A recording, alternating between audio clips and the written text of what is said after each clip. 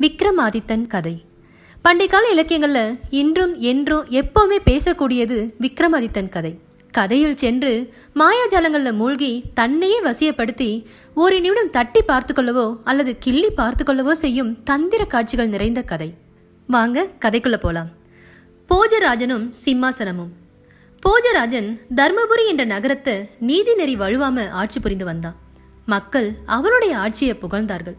ஒரு சமயம் அரசன், அமைச்சர் நீதிவாக்கியன் மற்றும் பரிவாரங்கள் சூழ வேட்டைக்கு சென்று திரும்பி வந்து கொண்டிருக்கும் போது வழியில் களைப்பாறுவதற்காக ஒரு இடத்துல எல்லோரும் தங்கினார்கள்.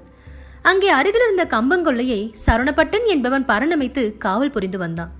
அவன் பரன் மீது இருந்தபடியே வேட்டைக்காரர்களை அழைத்து, இங்கே உள்ள வெள்ளரிக்காய்களையும் கம்பங்கதிர்களையும் நீங்கள் பறித்து சாப்பிடுங்க என்று உபசரித்தான். அவர்கள் அதை கேட்டதும் மகிழ்வுற்று வெள்ளரிக்காய்களையும் கம்பங்கதிர்களையும் பறித்து சாப்பிட்டு கொண்டிருந்தனர். அப்பொழுது பரன் மீது இருந்து கீழே இறங்கி வந்த சரவணப்பட்டன் வேட்டைக்காரர்களை பார்த்து, இது என்ன அக்கிரமம்? இப்படியா பயிர்களை அழிப்பது? இதை கேட்க ஆள் இல்லையா என்று கூச்சல் போட்டான். இந்த நிகழ்ச்சியை பார்த்து கொண்டிருந்த போஜராஜன் அமைச்சனை பார்த்து, அவன் பரன் மீது இருந்த பொழுது அவனாகவே எல்லோரையும் அழைத்து சாப்பிடும்படி சொன்னான். கீழே இறங்கி வந்ததும் அக்கிரமம் என்று சொல்கிறானே, இது என்ன வேடிக்கை என்றான். அமைச்சனும் வியப்படைந்து, அதில் ஏதோ ஒரு காரணம் இருக்கிறது. அவன் பரன் மீது இருந்தபோது பேசியதற்கும் கீழே இறங்கி வந்து பேசியதற்கும் வேறுபாடு இருக்கு. ஒருவேளை அந்த பரன் மீது எதனும் இருக்கக்கூடும். அதை சோதனை செய்தால் உண்மை தெரிய வரும் என்றான். போஜராஜன் உடனே சரவணப்பட்டனை அழைத்து, எமது ஆட்கள் உன்னுடைய கொள்ளையில் உள்ள பயிர்களை எல்லாம் அழித்து விட்டதாக கூக்குரலிட்டாய் அல்லவா? அதற்காக வேறு கொள்ளையும் வேண்டிய பொருளும் தர. இந்த கொள்ளையை எங்களுக்கு கொடுத்துவிட உனக்கு சம்மதமா என்று கேட்டான். அரசனை கேட்கும்போது மறுக்க முடியாமல் சரவணப்பட்டன் அதை கொடுக்க சம்மதித்தான். பிறகு கம்பங்கொள்ளையை போஜராஜன் அரசுக்கு சொந்தமாக்கி கொண்டான். சரவணப்பட்டனுக்கு வேறு கொள்ளையும் பொருளும் கொடுக்கப்பட்டது. பரன் அமைக்கப்பட்டிருந்த நிலத்தின் கீழே ஆழமாக தோண்டுமாறு உத்தரவிட்டான் அரசன். சிறிதளவு தோண்டிய உடனே ஒரு அழகான சிம்மாசனம் தங்கத்தால் செய்யப்பெற்று நவரத்தினங்கள் இழைக்கப்பட்டு கண்களை கூசும்படியான ஒளியுடன் திகழ்ந்துச்சு. அதன் பீடத்தை அடைவதற்கு 32 படிக்கட்டுகள் அதில் இருந்தன. ஒவ்வொரு படியிலும் ஒவ்வொரு பதுமையாக 32 பதுமைகள் இருந்துச்சு.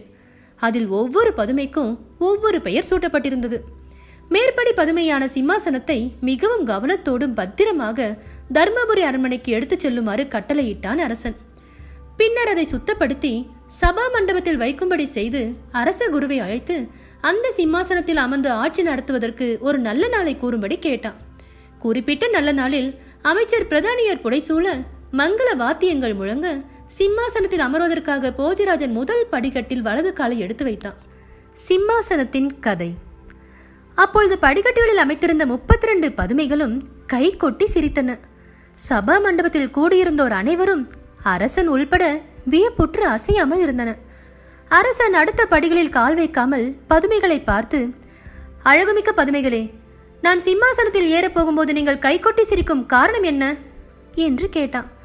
உடனே முதல் படியில் இருந்த வினோதரஞ்சித பதுமை போஜராஜனை பார்த்து, மன்னனே, இந்த சிம்மாசனமானது விக்ரமாதித்த மன்னன் அமர்ந்து ஆட்சி செய்தது. இதிலே நீங்கள் அமர எண்ணுகிறீர்களே என்றுதான் சிரித்தோம். விக்ரமாதித்தன் தன்னுடைய திறமைமிக்க நிர்வாகத்தாலும் சிறந்த குணத்தாலும் 56 நாட்டு அரசர்களும் வணங்கி கப்பம் கட்டி வர இந்த சிம்மாசனத்திலிருந்து 2000 ஆண்டுகள் ஆட்சி நடத்தினார். அத்தகைய அறிவாற்றல்களில் 1000ல் 1 பங்கேனும் உம்மிடம் இருந்தால்தான் இந்த சிம்மாசனத்தில் நீர் அமர இயலும்.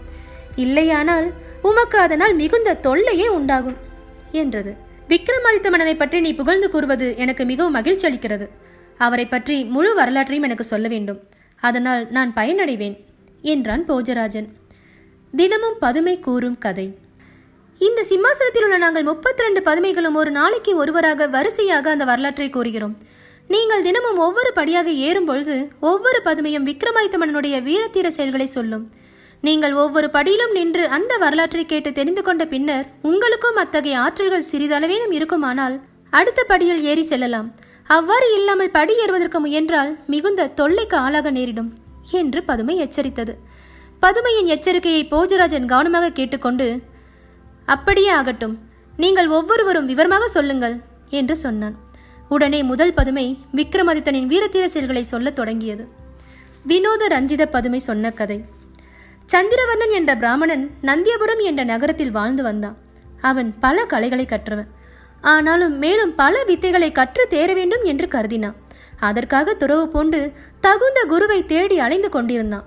ஆனா அவன் பல இடங்களுக்கு சென்றும் அவன் கற்றுக்கொள்ள விரும்பிய வித்தையை சொல்லிக் கொடுக்கக்கூடிய தகுதி உள்ள குரு எவரும் கிடைக்கல.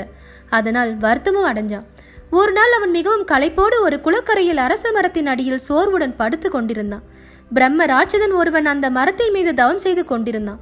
மரத்தின் கீழே ஒருவன் அயர்ந்து படுத்து கொண்டிருந்ததை பார்த்த பிரம்ம ராட்சதன் மரத்திலிருந்து கீழே இறங்கி வந்து அவனை தட்டி எழுப்பி, நீ யார், எந்த ஊர், இங்கே ஏன் படுத்து கொண்டிருக்கிறாய் என்று விசாரித்தான். அவன் எழுந்து வணங்கி தன்னுடைய பெயர், ஊர், தான் அடைந்து திரிவதன் நோக்கம் முதலானவற்றை விவரமாக கூறினான் சந்திரவர்ணன் என்னும் பிராமணன். மேலும் அவனுக்கு தெரிந்த வித்தைகளை தனக்கு சொல்லி அருளுமாறு பிரம்ம ராட்சசனை வேண்டிக் கொண்டான். அவனுடைய வேண்டுகோளை கேட்ட பிரம்ம ராட்சதன், நான் கூறும் கட்டுப்பாடுகளின் மேல் நடப்பதாக நீ ஒப்புக்கொண்டால் எனக்கு தெரிந்த வித்தைகளை எல்லாம் உனக்கு கற்றுத்தருகிறேன் என்றான். நீங்கள் கூறும் விதிமுறைகள் எதுவானாலும் அதன்படி நான் நடந்து கொள்வேன் என்று உறுதி கூறுகிறேன். ஆகையால் தங்களுக்கு தெரிந்த வித்தைகளை எனக்கு அருள் கூர்ந்து கற்றுத்தர வேண்டுகிறேன் என்று பணிவோடு கூறி பிரம்ம ராட்சதன் கால்களில் விழுந்து வணங்கினான் சந்திரவர்ணன். நீ இன்று முதல் 6 மாதங்கள் உண்ணாமலும் உறங்காமலும் இந்த மரத்தின் கீழே இருக்க வேண்டும். எனக்கு தெரிந்த வித்தைகளை அரச இலைகளில் எழுதி நாள்தோறும் மரத்திலிருந்து கீழே போடுவேன். அதை எடுத்து படித்து அதன்படி நீ பயிற்சி செய்ய வேண்டும் என்றான் பிரம்மராட்சசன். அப்படியே செய்வதாக சந்திரவர்ணன் ஒப்புக்கொண்டான்.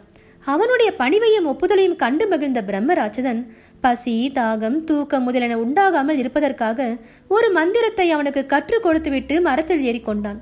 அந்த மந்திர சக்தி காரணமாக சந்திரவர்ணனுக்கு பசி, தாகம், நித்திரை முதலியவை உண்டாகவே இல்லை. பிரம்ம ராட்சதன் மரத்தில் இருந்தபடியே நாள்தோறும் வித்தைகளை அரச இலைகளில் எழுதி கீழே போட்டு கொண்டிருந்தான்.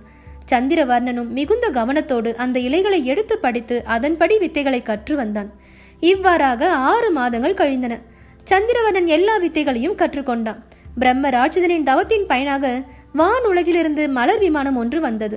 அதில் ஏறி அவன் புறப்படும் பொழுது பிரம்ம ராட்சதனை வணங்கி, குருநாதரே, தங்களுடைய மேலான அருளால் நான் எல்லா வித்தைகளையும் கற்றுக்கொண்டேன். இனி நான் என்ன செய்ய வேண்டும் என்பதற்கு தங்களுடைய கட்டளையை எதிர்பார்த்து கொண்டிருக்கிறேன் என்றான் சந்திரவர்ணன்.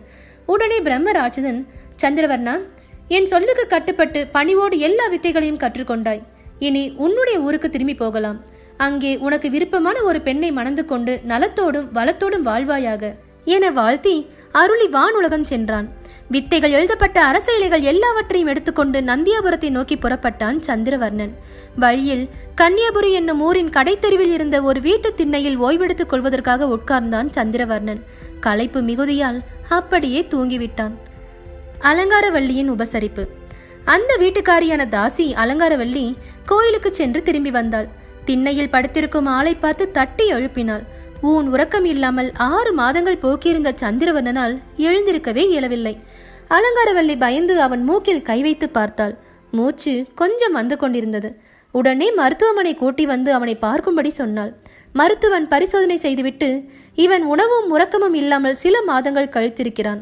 அதனால் களைப்படைந்து எழுந்திருக்க இயலாமல் கிடக்கிறான். தகுந்த வைத்தியம் செய்யாவிட்டால் பிழைப்பதே அரிது என்றான். பிறகு மருத்துவமனைக்கு அழைத்துச் சென்று தேவையான மாத்திரைகளை கொடுத்து 8வது நாள் களைப்பும் தூக்கமும் தெளிந்து எழுந்து உட்கார்ந்தான் சந்திரவர்ணன். சுயநினைவு உண்டானவுடன் தன்னுடைய இலை மூட்டையை எடுத்துக்கொண்டு புறப்பட தயாரானான். அதை கண்டு தாசி அவனை தடுத்து, அன்பரே, நினைவு இழந்து கிடந்த உமக்கு 1 வாரமாக மருத்துவனின் உதவியால் மருந்து கொடுத்து பணிவிடை செய்து ஆதரித்த என்னிடம் ஒரு வார்த்தை கூட சொல்லாமல் நீர் புறப்படுவது உமக்கு பண்பாகுமா என்றாள்.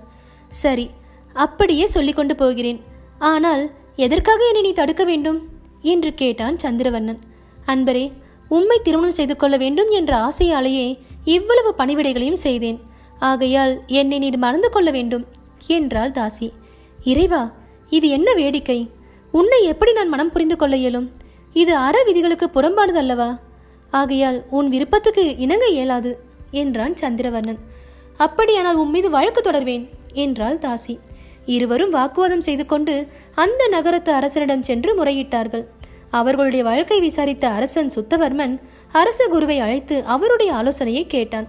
அரசே, பிராமண குலத்தில் பிறந்தவன் வேறு வகுப்பில் பிறந்த பெண்ணை மனம் புரிந்து கொள்ள வேண்டுமானால் 4 வகுப்பில் பிறந்த 4 பெண்களை ஒரு சுப வேளையில் மனம் செய்து கொள்ள வேண்டும்.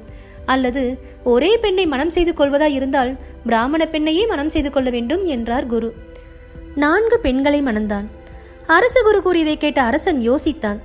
குருவே, அலங்காரவல்லியை மட்டும் சந்திரவர்ணன் மணந்து கொள்ள அறவிதி இடம் கொடுக்கவில்லையானால் என்னுடைய பெண்ணையும் உம்முடைய பெண்ணையும் அலுவலர் சோமநாதன் செட்டி மகளையும் தாசி அலங்காரவல்லியையும் ஆக 4 பெண்களை அவனுக்கு மனம் செய்து வைத்துவிடலாம். உம்முடைய கருத்து என்ன என்று கேட்டான் அரசன். அரச விருப்பப்படியே செய்வதாக ஒப்புக்கொண்டார் குரு. சோமநாதன் செட்டியும் அரசன் விருப்பப்படியே நடந்து கொள்ள சம்மதித்தான். அலங்காரவல்லியும் சம்மதித்தாள். சந்திரவர்ணனும் அதற்கு சம்மதம் தெரிவித்தான். ஒரு நல்ல சுபவேளையில் 4 குல பெண்களையும் ஒரே மணமேடையில் வைத்து சந்திரவர்ணன் தாலி கட்டினான். அதன் பின்னர் அரசன் முதலானவர்கள் கொடுத்த சீர்வரிசைகளை பெற்றுக்கொண்டு 4 மனைவியாரையும் கூட்டிக் கொண்டு நந்தியாபுரம் போய் சேர்ந்தான் சந்திரவர்ணன். 4 பிள்ளைகள். ஓராண்டில் சந்திரவர்ணன் மனைவியர் 4 4 ஆண் குழந்தைகளை பெற்றனர். முதல் மனைவியான அரசகுருவின் மகள் கல்யாணிக்கு பிறந்த குழந்தைக்கு வல்லவரிஷி என பெயர் சூட்டினார். 2வது மனைவியான அரசகுமாரி சித்திரரேகைக்கு பிறந்த குழந்தைக்கு விக்ரமாதித்தன் என்று பெயரிட்டனர். 3வது மனைவியான செட்டி மகள் கோமலாங்கிக்கு பிறந்த குழந்தைக்கு பட்டி என்று பெயர் வைத்தனர். 4வது மனைவியான அலங்காரவல்லிக்கு பிறந்த குழந்தைக்கு பத்திரகிரி என்று பெயர் சூட்டினர். சந்திரவர்ணனின் 4 குழந்தைகளும் நன்றாக வளர்ந்து உரிய வயதில் சகல கலைகளையும் கற்று தேர்ந்தார்கள். அப்பொழுது கன்னியாபுரி அரசனாகிய சுத்தவர்மனுக்கு வயதாகிவிட்டது. அவனுக்கு பிறகு அந்த நகரத்தை ஆட்சி புரிய சந்ததி இல்லாததால் யாரை நியமிக்கலாம் என்று யோசித்தான். தன்னுடைய மருமகன் சந்திரவர்ணன் பிராமணனாக இருந்தாலும் சத்திரிய பெண்ணையும் மணந்து கொண்டு கல்வியிலும் கலைகளிலும் சிறந்து விளங்கியதால் அவனுக்கே முடிசூட்டி ஆட்சி பொறுப்பை அவரிடம் ஒப்புவிக்க கருதினான் சுத்தவர்மன். உடனே சந்திரவர்ணனை அழைத்து வர சொல்லி தன்னுடைய எண்ணத்தை வெளியிட்டான் சுத்தவர்மன். சந்திரவர்ணனும் மாமனான சுத்தவர்மனின் கருத்தை ஒப்புக்கொண்டான். நல்ல நாளில் முறைப்படி சந்திரவர்ணனுக்கு முடிசூட்டி ஆட்சி பொறுப்பை அவரிடம் ஒப்படைத்தான். பிறகு சில நாட்களில் அரசன் சுத்தவர்மனும் காலமாகிவிட்டான். சந்திரவர்ணன் கன்னியாபுரி அரசனாகி நாட்டை நல்ல முறையில் பொதுமக்கள் போற்றி புகழுமாறு ஆட்சி புரிந்து வந்தான். அவனுடைய புதல்வர்கள் 4 இளமை பருவம் அடைந்தார்கள். சந்திரவர்ணனும் முதுமை அடைந்து மரண தருவாயில் இருந்தான். புதல்வர்களில் யாருக்கு திருமணம் நடைபெறாமல் இருப்பதை பற்றியும் அவர்களில் எவனுக்கு முடிசூட்டுவது என்பதை பற்றியும் நினைத்து கவலையுற்றான். தந்தையின் சொல் கேட்ட புத்திரர்கள். அவனுடைய உடல்நிலை மிகவும் கவலைக்கிடமாயிருந்த போது புதல்வர் 4 அவன் அருகில் இருந்தனர். அப்பொழுது தன்னுடைய 4வது மனைவியான அலங்காரவல்லியின் வயிற்றில் பிறந்த புதல்வன் பத்திரகிரியை பார்த்து கண் கலங்கி அழுதான் சந்திரவர்ணன். அதை கண்ணுற்ற மற்ற 3 புதல்வர்களும் கடைசி மகன் மீதே தந்தை மிகவும் பாசம் கொண்டிருப்பதாக கருதினார்கள். பத்திரகிரியோ மிகவும் விவேகமானவன். தந்தை கவலையுறுவதையும் சகோதரர்களின் எண்ணத்தையும் அறிந்து கொண்டான். அருமை தந்தையே, நீங்கள் என்னை பற்றி கவலை கொள்வதை நான் உணர்வேன்.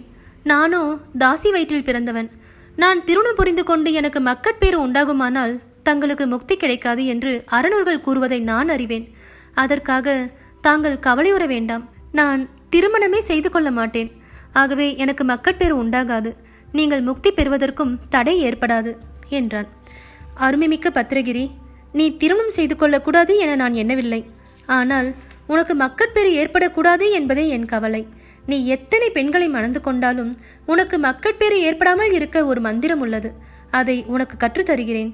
அதை நாள்தோறும் 108 முறை நீ உச்சரித்து வருவாயானால் உனக்கு சந்ததி உண்டாகாது.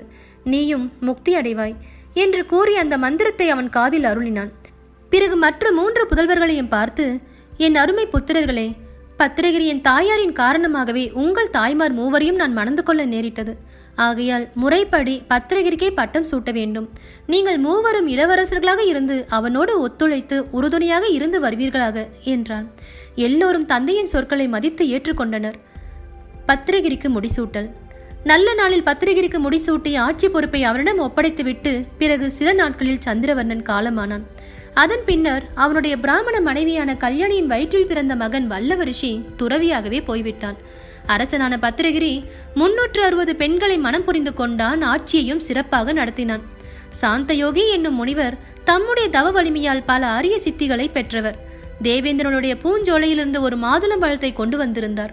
அதை அரசன் பத்திரகிரியிடம் கொடுத்து, இந்த பழத்தை சாப்பிட்டால் என்றும் 16 வயதாகவே வாழலாம்.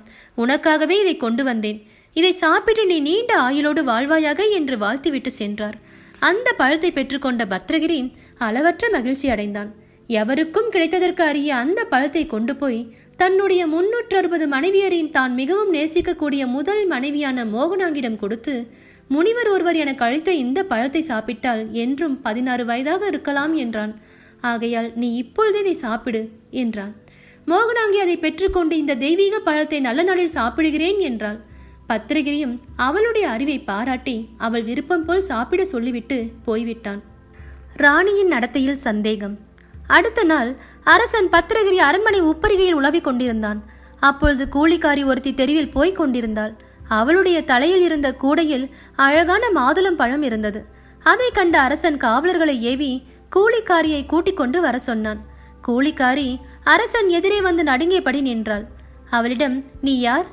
அந்த மாதுளம்பழம் உனக்கு எப்படி கிடைத்தது என்று கேட்டான் அரசன். நான் ஒரு தாசியின் பணிப்பெண். மன்னனின் குதிரைக்காரன் என்னிடம் உள்ள ஆசையால் இந்த பழத்தை என்னிடம் கொடுத்தான். நான் நவகோடி நாராயணன் செட்டியின் மருமகனிடம் ஆசை கொண்டிருப்பவள். ஆகையால் அவருக்கு கொடுப்பதற்காகவே இந்த பழத்தை கொண்டு போகிறேன் என்று தெரிவித்தாள். உடனே குதிரைக்காரனை கூட்டி வர சொன்னான் அரசன். அவன் நடுங்கிக் கொண்டே வந்தான். அங்கே கூலிக்காரி நிற்பதைக் கண்டு பயந்து நடுநடுங்கினான். இந்த பழம் எப்படி கிடைத்தது? இதை நீ இவளிடம் எப்படி கொடுத்தாய்? இது உண்மையா என்று கேட்டான். குதிரைக்காரன் பயந்து வெலவெலத்து, என்னிடம் உள்ள ஆசையால் பெரிய ராணி கொடுத்தார்கள். நான் இவளிடம் கொண்டுள்ள ஆசையால் இவளிடம் கொடுத்தேன் என்றான். பத்திரகிரி உடனே ராணி மோகனாவிடம் சென்று, உன்னிடம் நான் கொடுத்த மாதுளம்பழம் எங்கே? அதை கொண்டு வா என்றான். மோகனாங்கி சற்று தயங்கினாள். அரசன் அவசரப்பட்டு அந்த பழத்தை கொண்டு வருமாறு கட்டாயப்படுத்தினான். அவள் அதை கொண்டு வரவில்லை.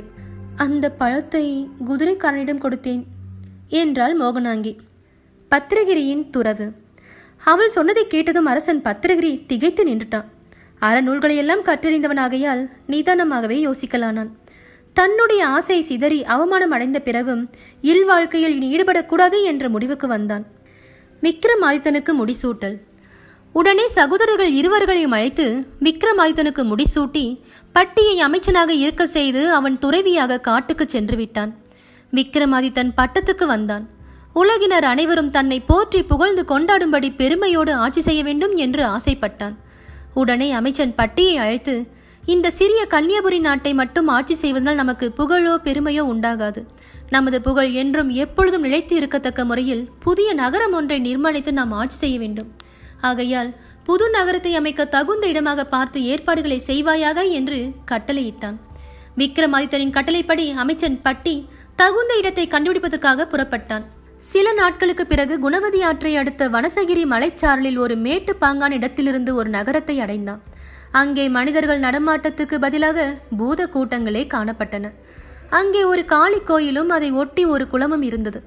அமைச்சன் பட்டி அந்த குளத்தில் குளித்து காளி கோயிலை வலம் வந்து வணங்கினான். அப்பொழுது அவனுடைய பார்வை ஒரு குத்துக்கல்லின் மீது சென்றது. அதில் எழுதப்பட்டிருந்த சாசனம் பட்டியை கவர்ந்தது. அதன் அருகில் சென்றான். குளக்கரையில் கட்டப்பட்டுள்ள 7 உரிகளையும் ஒரே வெட்டில் வெட்டி அப்படியே குளத்தின் மையத்தில் உள்ள வேலின் முனையில் தலைகீழாக பாய்பவர்களுக்கு காளி தேவி நேரில் தோன்றி ஏராளமான செல்வங்களை வழங்குவதோடு 56 நாடுகளின் அரசாட்சி பொறுப்பையும் அளிப்பாள் என குறிக்கப்பட்டிருந்தது. அமைச்சன் பட்டி அதை படித்ததும் அளவற்ற மகிழ்ச்சி அடைந்தான்.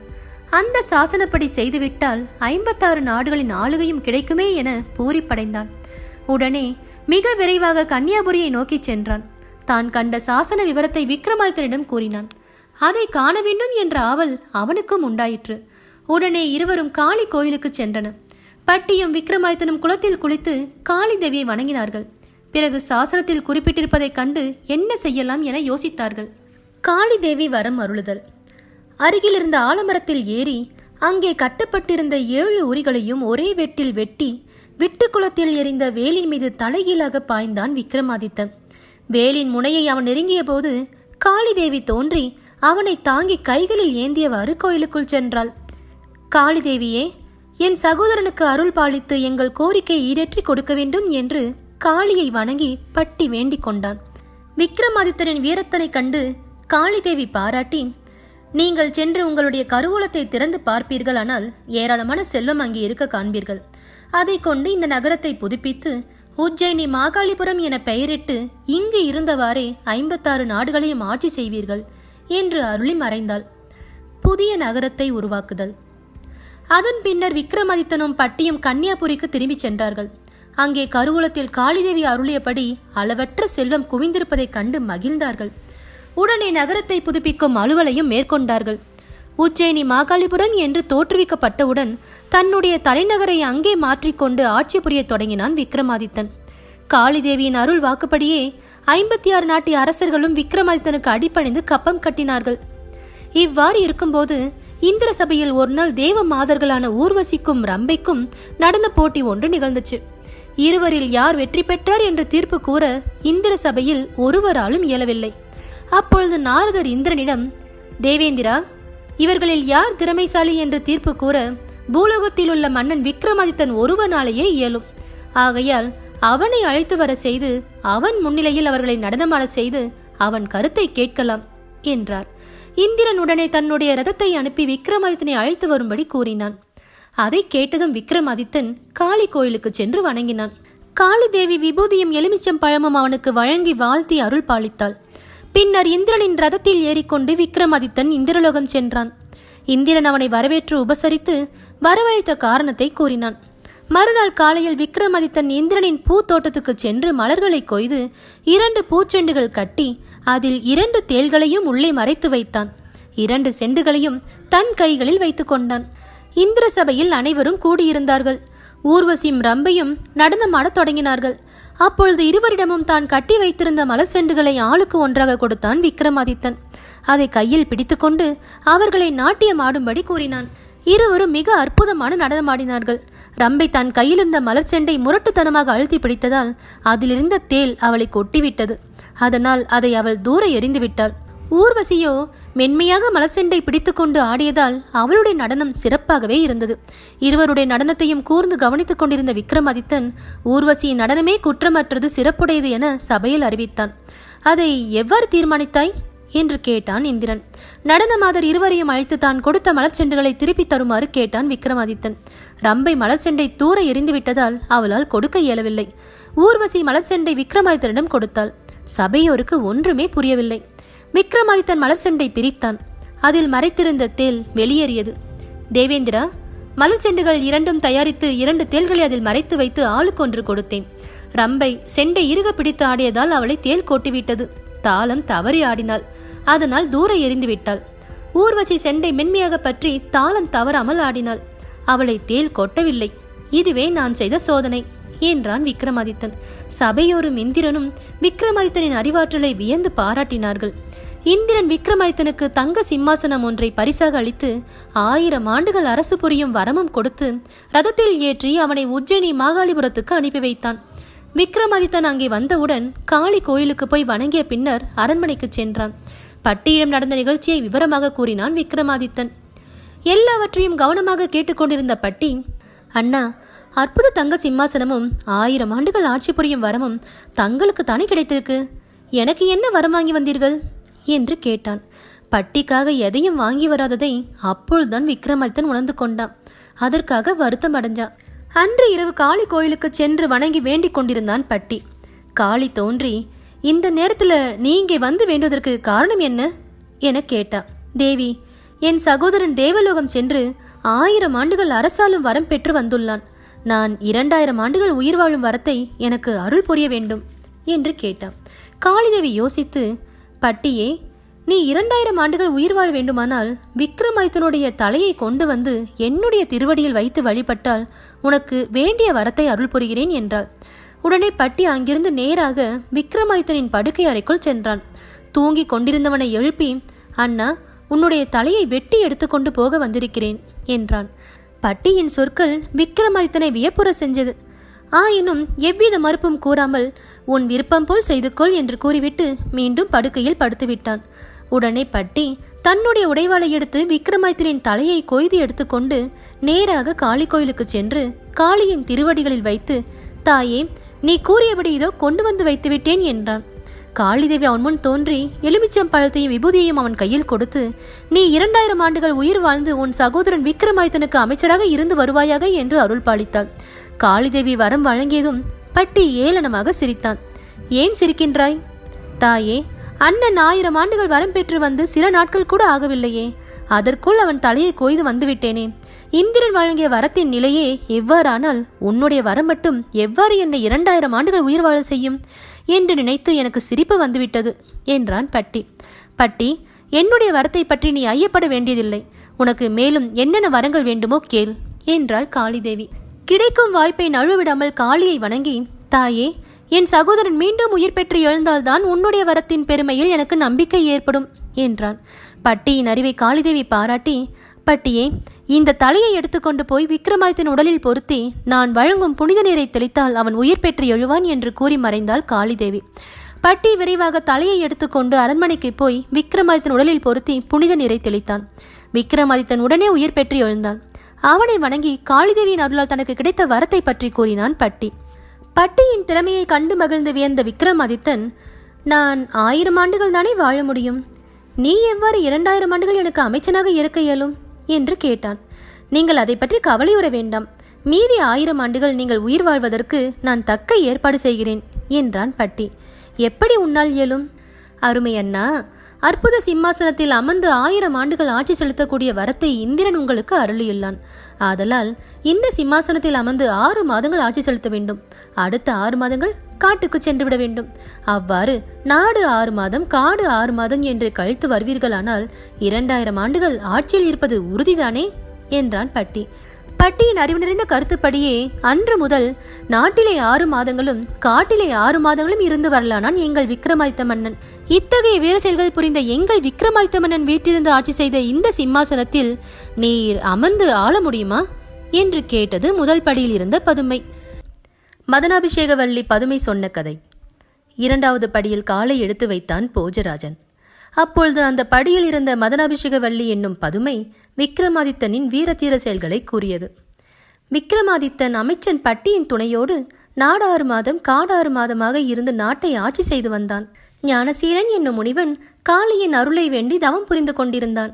காளிதேவி அவன் தவத்தை பாராட்டி அவன் முன் தோன்றினாள். ஞானசீலன், காளிதேவியே, உன்னுடைய அருள் எனக்கு எப்பொழுதும் துணையாக இருக்க வேண்டும். மேலும் அருகிலுள்ள முருங்கை மரத்தில் வாழும் வேதாளம் என் சொல்லுக்கு கட்டுப்பட்டு நான் இடும் வேலைகளை உடனே நிறைவேற்றும்படி அதற்கு ஆணையிட வேண்டும்.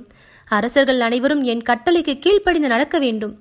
மற்றும் உஜ்ஜயினி மாகாளிபுர மன்னன் விக்ரம் எக்காலத்திலும் சாகாமல் இருந்து அரசு புரிய எனக்கு அருள் புரிய வேண்டும் என்று வரம் வேண்டினான். ஞானசீலனே, 1000 அரசர்களுடைய தலைகளை கொய்து வந்து வேள்வி தீயில் போட்டாயானால் நீ கோரும் வரங்களை நான் உனக்கு வழங்குகிறேன் என்றாள் காளிதேவி. ஞானசீலன் அதன் பின்னர் 999 அரசர்களின் தலைகளை கொய்து வந்து வேள்வி தீயில் போட்டுவிட்டான். 1000 தலைகளுக்கு இன்னும் ஒரு தலை மட்டுமே வேண்டியிருந்தது. அதற்கு என்ன செய்வது என கவலையாயிருந்தான் ஞானசீலன். விக்ரமாதித்தனின் தலையை வெட்டி கொண்டு வந்து விடலாம் என்று எண்ணி அவனுடைய சபா மண்டபத்துக்கு சென்றான் ஞானசீலன். அவனை வரவேற்று உபசரித்தான் விக்ரமாதித்தன். உடனே தன்னிடம் இருந்த மாதுளம்பழத்தை விக்ரமாதித்தன் வழங்கி அவனை வாழ்த்திவிட்டு சென்று விட்டான் ஞானசீலன். அவன் கொடுத்த மாதுளம்பழம் விக்ரமாதித்தன் கையிலிருந்து தற்செயலாக தவறி கீழே விழுந்து உடைந்தது. அதிலிருந்து நவரத்தினங்கள் சிதறி விழுந்தன. விக்ரமாதித்தன் அதை கண்டு வியப்புற்று ஞானசீலனை அழைத்து வருமாறு உத்தரவிட்டான். காவலர்கள் ஞானசீலனை தேடி கண்டு அழைத்து வந்தார்கள். விக்ரமாதித்தன் அவனை வரவேற்று இருக்கை அளித்து உபசரித்து, முனிவரே, என்னால் உமக்கு ஏதேனும் காரியம் ஆக வேண்டியது இருக்குமானால் தயங்காமல் கூறலாம் என்று பணிவுடன் கேட்டான். ஞானசீலன் சிறிது நேரம் யோசித்துவிட்டு, விக்ரமாதித்த மன்னனே, உன்னால் ஒரு காரியம் ஆக வேண்டும். ஆனால் அதை நிறைவேற்றுவாயா என்றான். எதுவாயினும் கூறுங்கள், உறுதியாக நிறைவேற்றுகிறேன் என்றான் விக்ரமாதித்தன். மன்னன் அளித்த வாக்குறுதியை கேட்டதும், இந்த நகரை அடுத்துள்ள காளி கோயிலில் நான் ஒரு வேள்வி நடத்துகிறேன். அது அடுத்த பௌர்ணமிக்கு 4ஆம் நாள் இரவு நிறைவு பெறும். அப்பொழுது நீ அங்கே வந்தால் பிறகு ஆக வேண்டிய காரியத்தை நான் சொல்லுகிறேன் என்றான் ஞானசீலன். விக்ரமாதித்தன் வருவதாக ஒப்புக்கொண்டான். ஞானசீலன் விடை பெற்று கொண்டு புறப்பட்டான். குறிப்பிட்ட அந்த நாளில் ஞானசீலன் காளி கோவிலில் நடத்தும் வேள்விக்கு விக்ரமாதித்தன் போய் சேர்ந்தான். அவனை கண்டதும் ஞானசீலனின் முகம் மலர்ந்தது. உன்னுடைய வருகையானது எனக்கு மட்டற்ற மகிழ்ச்சியை தருகிறது என்று கூறி அவனை வரவேற்று உபசரித்து, இனி நீ செய்ய வேண்டிய காரியத்தை மிகவும் கவனத்தோடு செய்ய வேண்டும். சிறிது தூரத்தில் உள்ள முருங்கை மரத்தில் வேதாளம் ஒன்று தலைகீழாக தொங்கிக் கொண்டிருக்கிறது. யாராலும் அதை பிடிக்க இயலாது. நீயோ வலிமை மிகுந்தவன். ஆகையால் எப்படியேனும் அதை கட்டிப்பிடித்து இங்கே கொண்டு வந்து சேர்க்க வேண்டும் என்றான். விக்ரமாதித்தன் வேதாளத்தை தேடி முருங்கை மரத்துக்கு சென்றான். வேதாளம் அதில் தலைகீழாக தொங்கிக் கொண்டிருந்தது. உடனே அதை கட்டி பிடித்து தோளில் சுமந்து கொண்டு விக்ரமாதித்தன் திரும்பினான். அப்பொழுது வேதாளம், மன்னனே, என்னை சுமந்து செல்லும் சிரமம் உனக்கு தோன்றாமல் இருப்பதற்காக ஒரு புதிர்கதை சொல்லுகிறேன். அக்கதையை உம்மால் விடுவிக்க இயலுமா? மன்னன் ஒப்புக்கொண்டான். வேதாளமும் கதை சொல்ல தொடங்கியது. வேதாளம் சொன்ன முதல் புதிர்கதை. குற்றம் யாருடையது? தேவபுரம் என்னும் நகரத்தை உதானன் என்னும் அரசன் ஆட்சி செய்து வந்தான். அவனுடைய குமாரன் வச்சிரமகுடன் ஒரு நாள் வேட்டையாடுவதற்காக காட்டுக்கு சென்றான். காட்டின் மத்தியில் குளம் ஒன்று இருந்தது. அதில் இளம் பெண் ஒருத்தி நீராடி கொண்டிருந்தாள். அவளை அரசகுமாரன் பார்த்தான். அரசகுமாரனின் பார்வை தன் மீது விழுந்ததை அவளும் அறிந்தாள். உடனே ஒரு தாமரை மலரை பறித்து தன் கண்களில் ஒற்றி கால் மேல் போட்டுக்கொண்டாள். பிறகு மற்றொரு மலரை பறித்து மார்புற அணைத்து தலையில் வைத்து கொண்டாள். பிறகு கரையேறி புறப்பட்டு சென்று விட்டாள். அவள் சென்ற பிறகு அரசகுமாரன் வஜ்ரமகுடன் தன் அருகில் இருந்த மந்திரி குமாரனிடம், தோழனே, மங்கை நல்லால் மலரை பறித்து செய்த குறிப்புகளின் கருத்து என்ன என்று கேட்டான். மந்திரி குமாரன் சிறிது நேர யோசனைக்கு பிறகு, அரசகுமாரனே, தாமரை மலரை கண்களில் அவள் ஒற்றி கொண்டதால் அவளுடைய ஊர் கண்ணபுரம் என்பதும் அவளுடைய பெயர் பத்மாவதி. மலரை காலில் போட்டு கொண்டதால் அவள் தந்தையின் பெயர் காளிங்கராயன் என்பதாகும். மற்றொரு மலரை மார்புற அணைத்து தலையில் சூடிக்கொண்டதால் அவள் அன்போடு உன்னை அணைய விரும்புவதாகவும், ஆனால் அது ரகசியமாக இருக்க வேண்டும் என்பதாக விளக்கி கூறினாள். அதன்பின் அரசகுமாரன் மந்திரி குமாரனை கூட்டிக் கொண்டு கண்ணாபுரத்தை அடைந்தான். அங்கே ஒரு கிழவியின் வீட்டில் இருவரும் தங்கினார்கள். காளிங்கராயன் என்பவன் ஒரு சிற்றரசன். மேலும் கிழவியோ அரண்மனைக்கு அறிமுகமானவள் என்பதை அறிந்து கொண்டார்கள். உடனே கிழவியை தங்களுடைய காரியத்துக்கு தூது அனுப்ப கருதி காட்டில் குளத்தில் நிகழ்ந்தவற்றை அவளிடம் கூறினார்கள். தன்னால் இயன்றவரை ஒத்துழைப்பு தருவதாக கிழவி வாக்களித்தாள். அதை கேட்டு அவர்கள் மகிழ்ந்தனர். கிழவி பத்மாவதியை கண்டு வஜ்ரமகுடம் சொல்லி அனுப்பிய செய்தியை கூறினாள். அதை கேட்ட பத்மாவதி தன் கைகளை சந்தன குழம்பில் தோய்த்து கிழவியின் 2 கன்னங்களிலும் அரைந்து அனுப்பினாள்.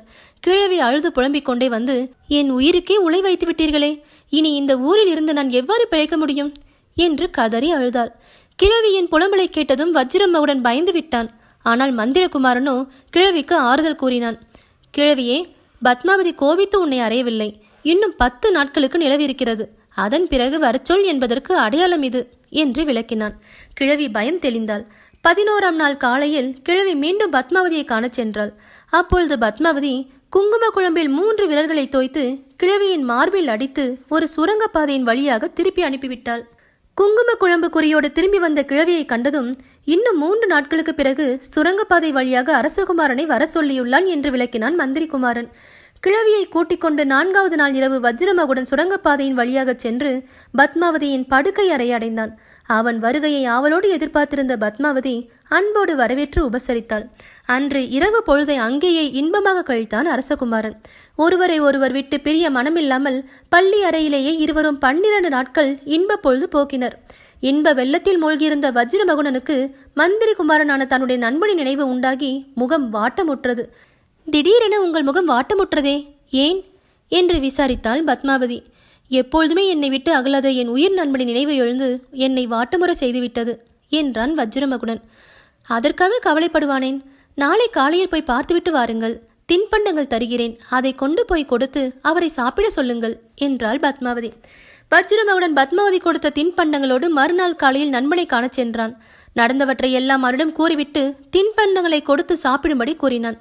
தின்பண்டங்களை கையில் வாங்கி பார்த்துவிட்டு, என்னை கொல்வதற்காக இந்த தின்பண்டங்களை கொண்டு வந்திருக்கிறாயா என்று கேட்டான் மந்திரி குமாரன். அவனுடைய கேள்வியானது வஜ்ரமகுடனை திடுக்கிட செய்து, பிரியத்தோடு கொண்டு வந்த தின்பண்டங்களை சாப்பிடாமல் இப்படி குற்றம் சுமத்துகிறானே என்று ஆத்திரமடைந்தான் வஜ்ரமகுடன். உடனே மந்திரி குமாரன் தெருவில் சென்று கொண்டிருந்த ஒரு நாயிடம் அந்த தின்பண்டங்களை போட்டான். அதை தின்றதும் அந்த நாய் அங்கேயே விழுந்து உயிர் துறந்தது. அரசகுமாரன் அவமானத்தால் தலையை தாழ்த்தி கொண்டு எதுவும் பேசாமல் உட்கார்ந்திருந்தான். நண்பனுக்கு ஆறுதல் கூறி இன்று இரவு அங்கே போனதும் தின்பண்டங்களை என்னிடம் கொடுத்து விட்டதாக அவளிடம் கூறிவிட்டு எப்பொழுதும் போல் அவளிடம் பேசி அங்கே தங்கியிரு. அவள் தூங்கிய பிறகு அவளுடைய கழுத்தில் உள்ள முத்து மலையை கழற்றிக்கொள்.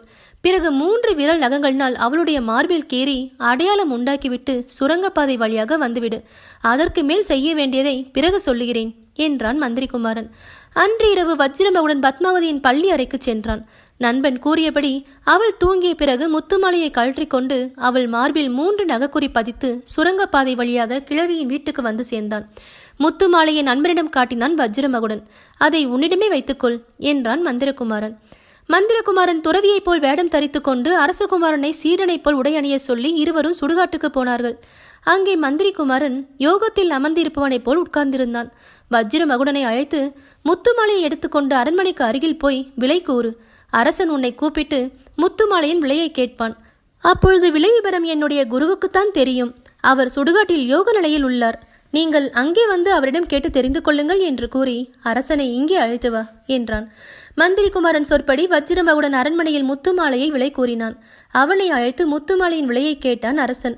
சுடுகாட்டில் யோக நிலையில் உள்ள என் குருவிடம் வந்து தெரிந்து கொள்ளுங்கள் என்று கூறி அரசனை அழைத்து வந்தான். அரசன் துறவியை வணங்கி, சுவாமி, இந்த முத்துமாலையின் விலை என்ன என்று கேட்டான். துறவி கண்ணை திறந்து பார்த்து, அரசே, இந்த சுடுகாட்டில் நாம் யோகத்தில் ஆழ்ந்துள்ளோம். தினமும் நடு இரவில் அழகான பெண் ஒருத்தி வந்து இங்கே எரிகின்ற பிணத்தை இழுத்து போட்டு அதன் குடலை பிடுங்கி சாப்பிட்டு வருகிறாள்.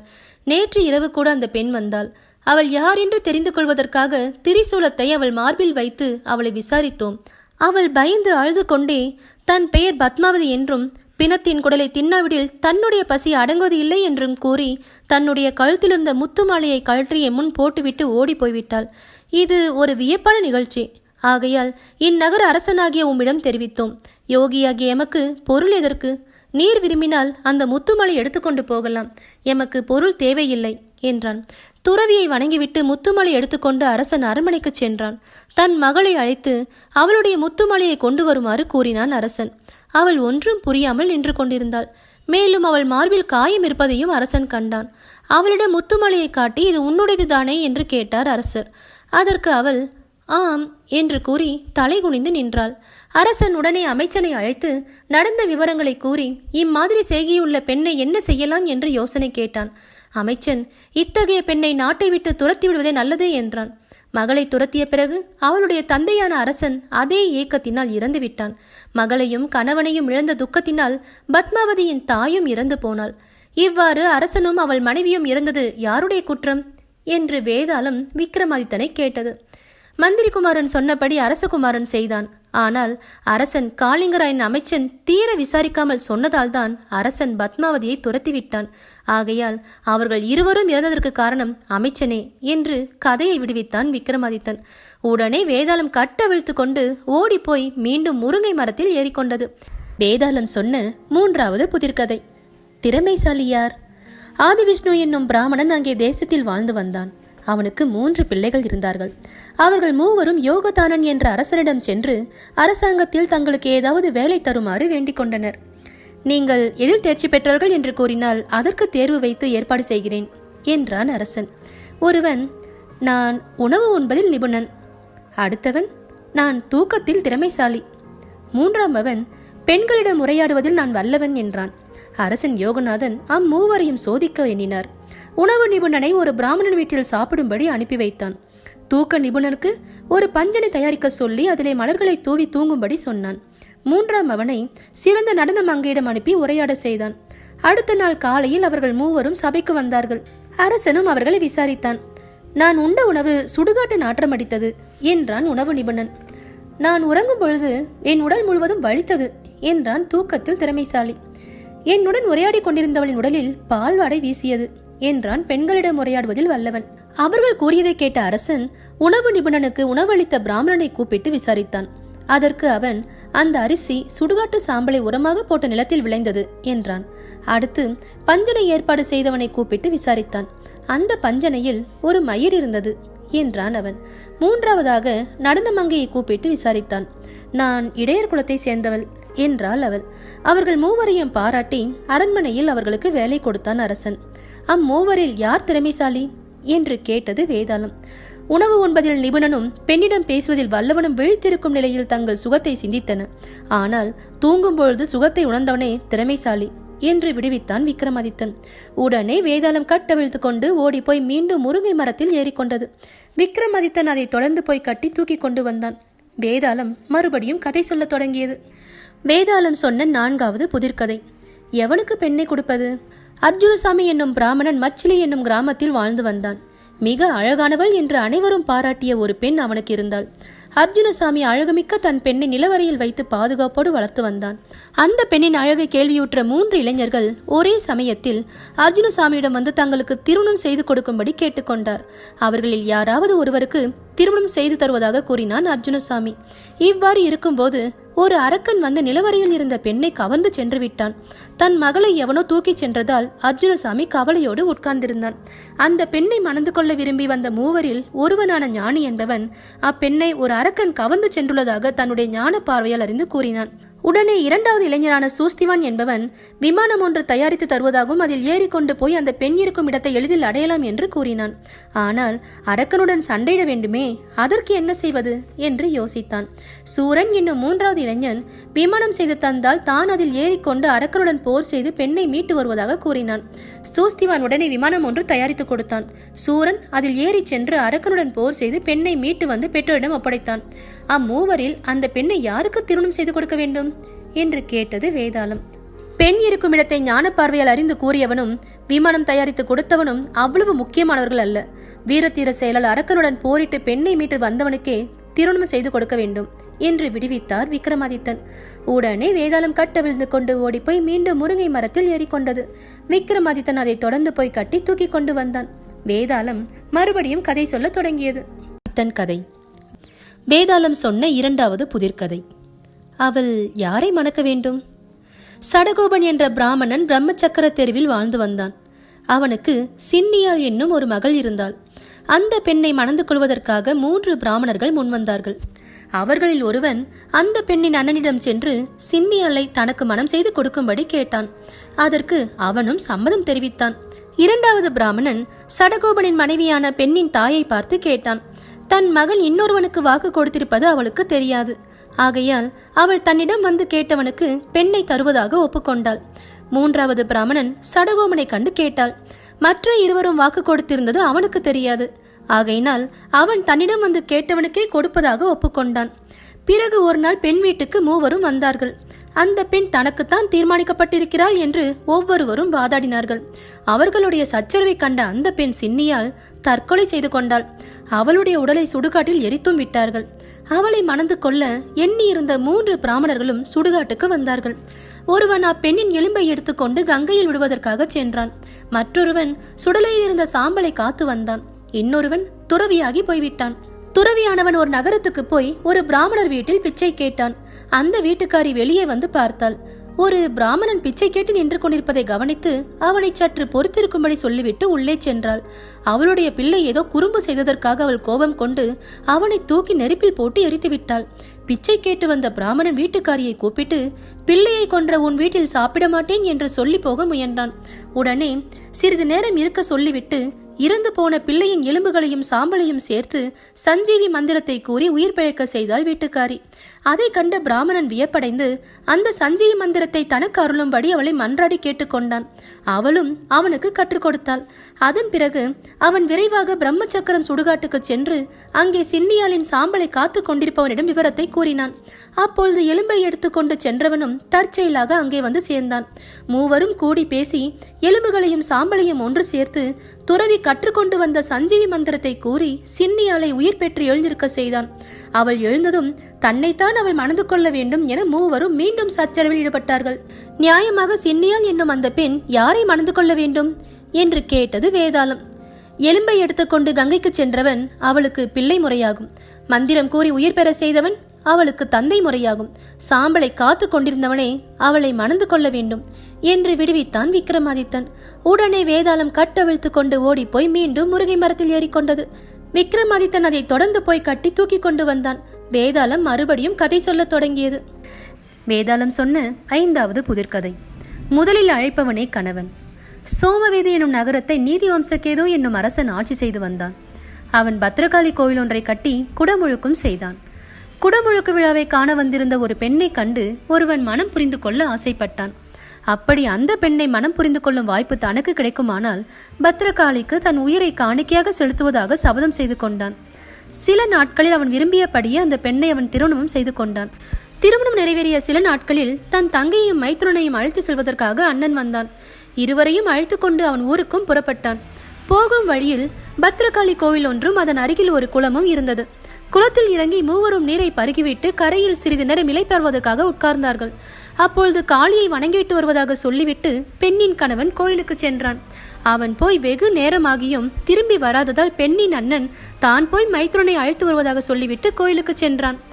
கோயிலில் அவள் கண்ட காட்சி அவளை மயக்கமடைய செய்தது.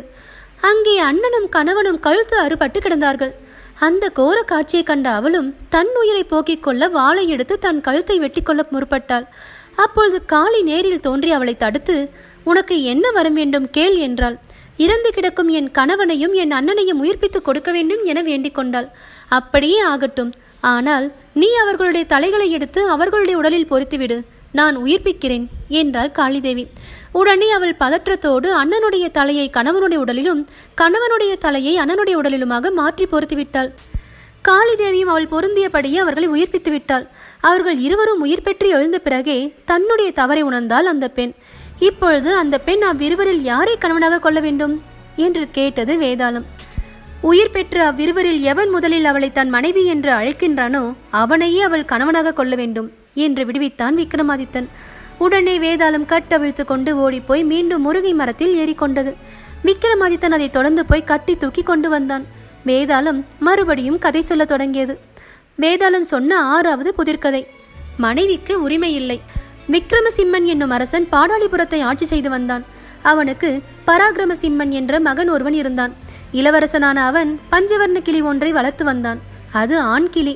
அந்த கிளி கடந்த காலம், நிகழ்காலம், எதிர்காலம் ஆகிய 3ஐயும் அறிந்து சொல்லக்கூடிய ஆற்றலை பெற்றிருந்தது.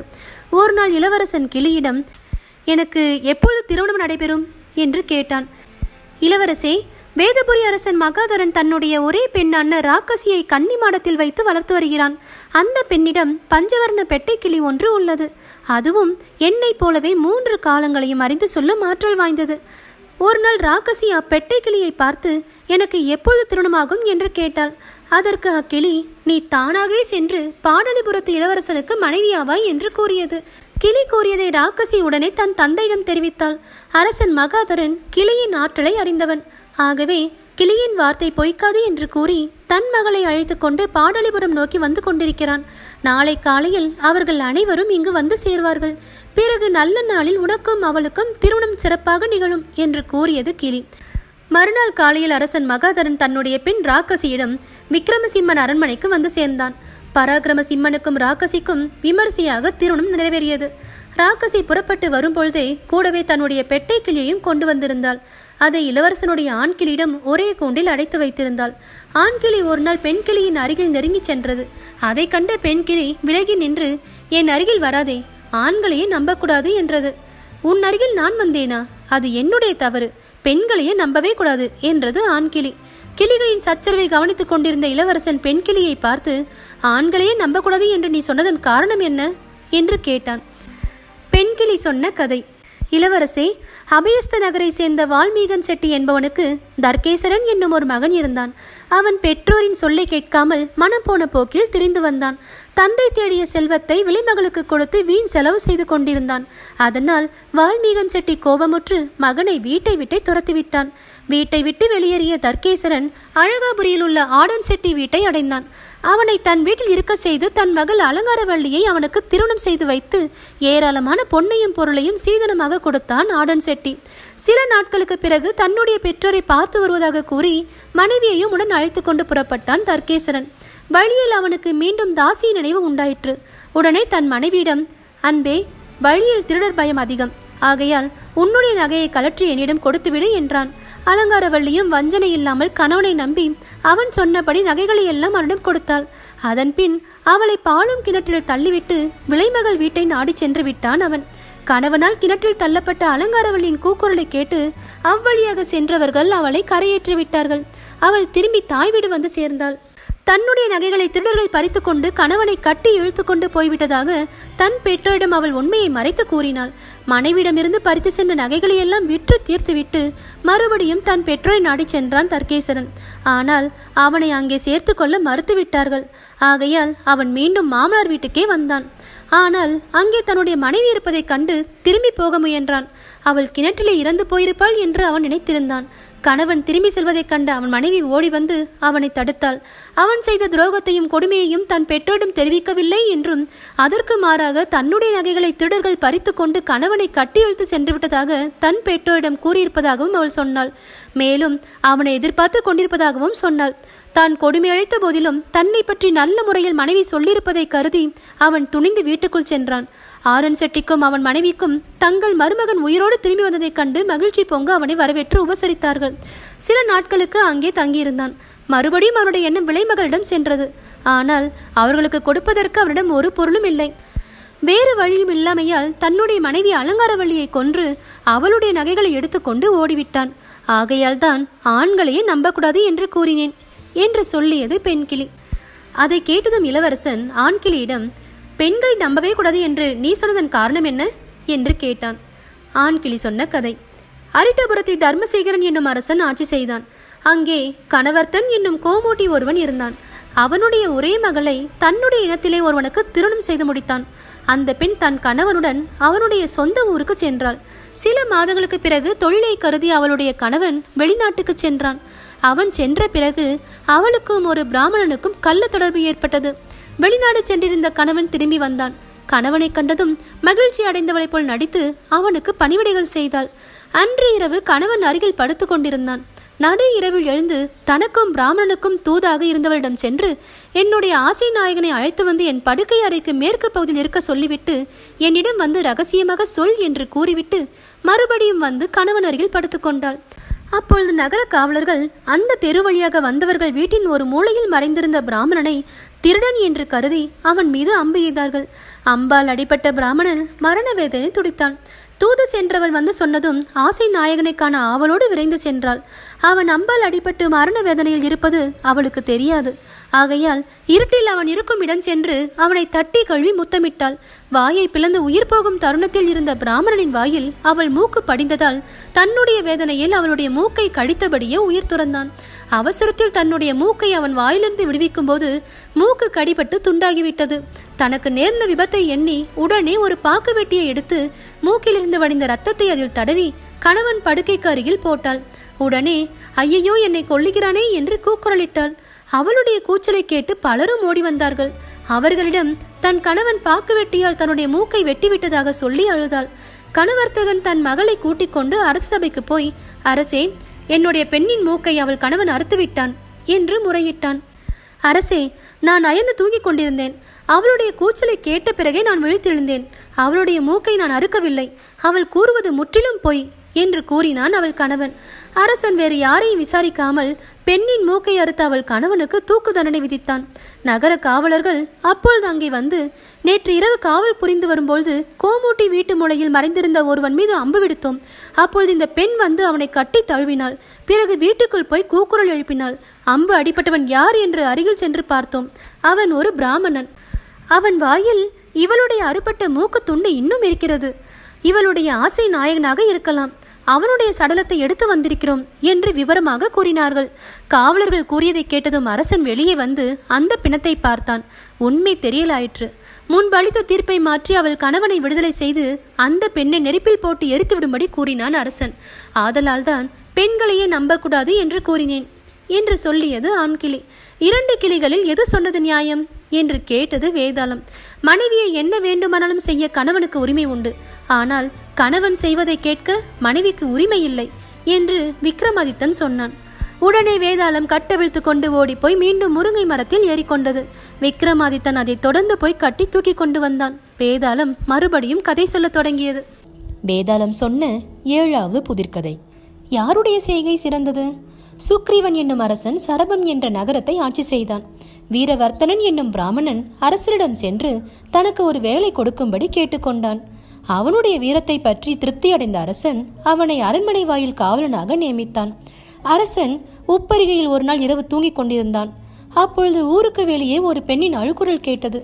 வீரவர்த்தனனை கூப்பிட்டு, பெண்ணின் அழுகுரல் கேட்கிறது, அது யார்? எதற்காக அழுகிறாள் என்பதை தெரிந்து கொண்டு வருமாறு அரசன் பணித்தான்.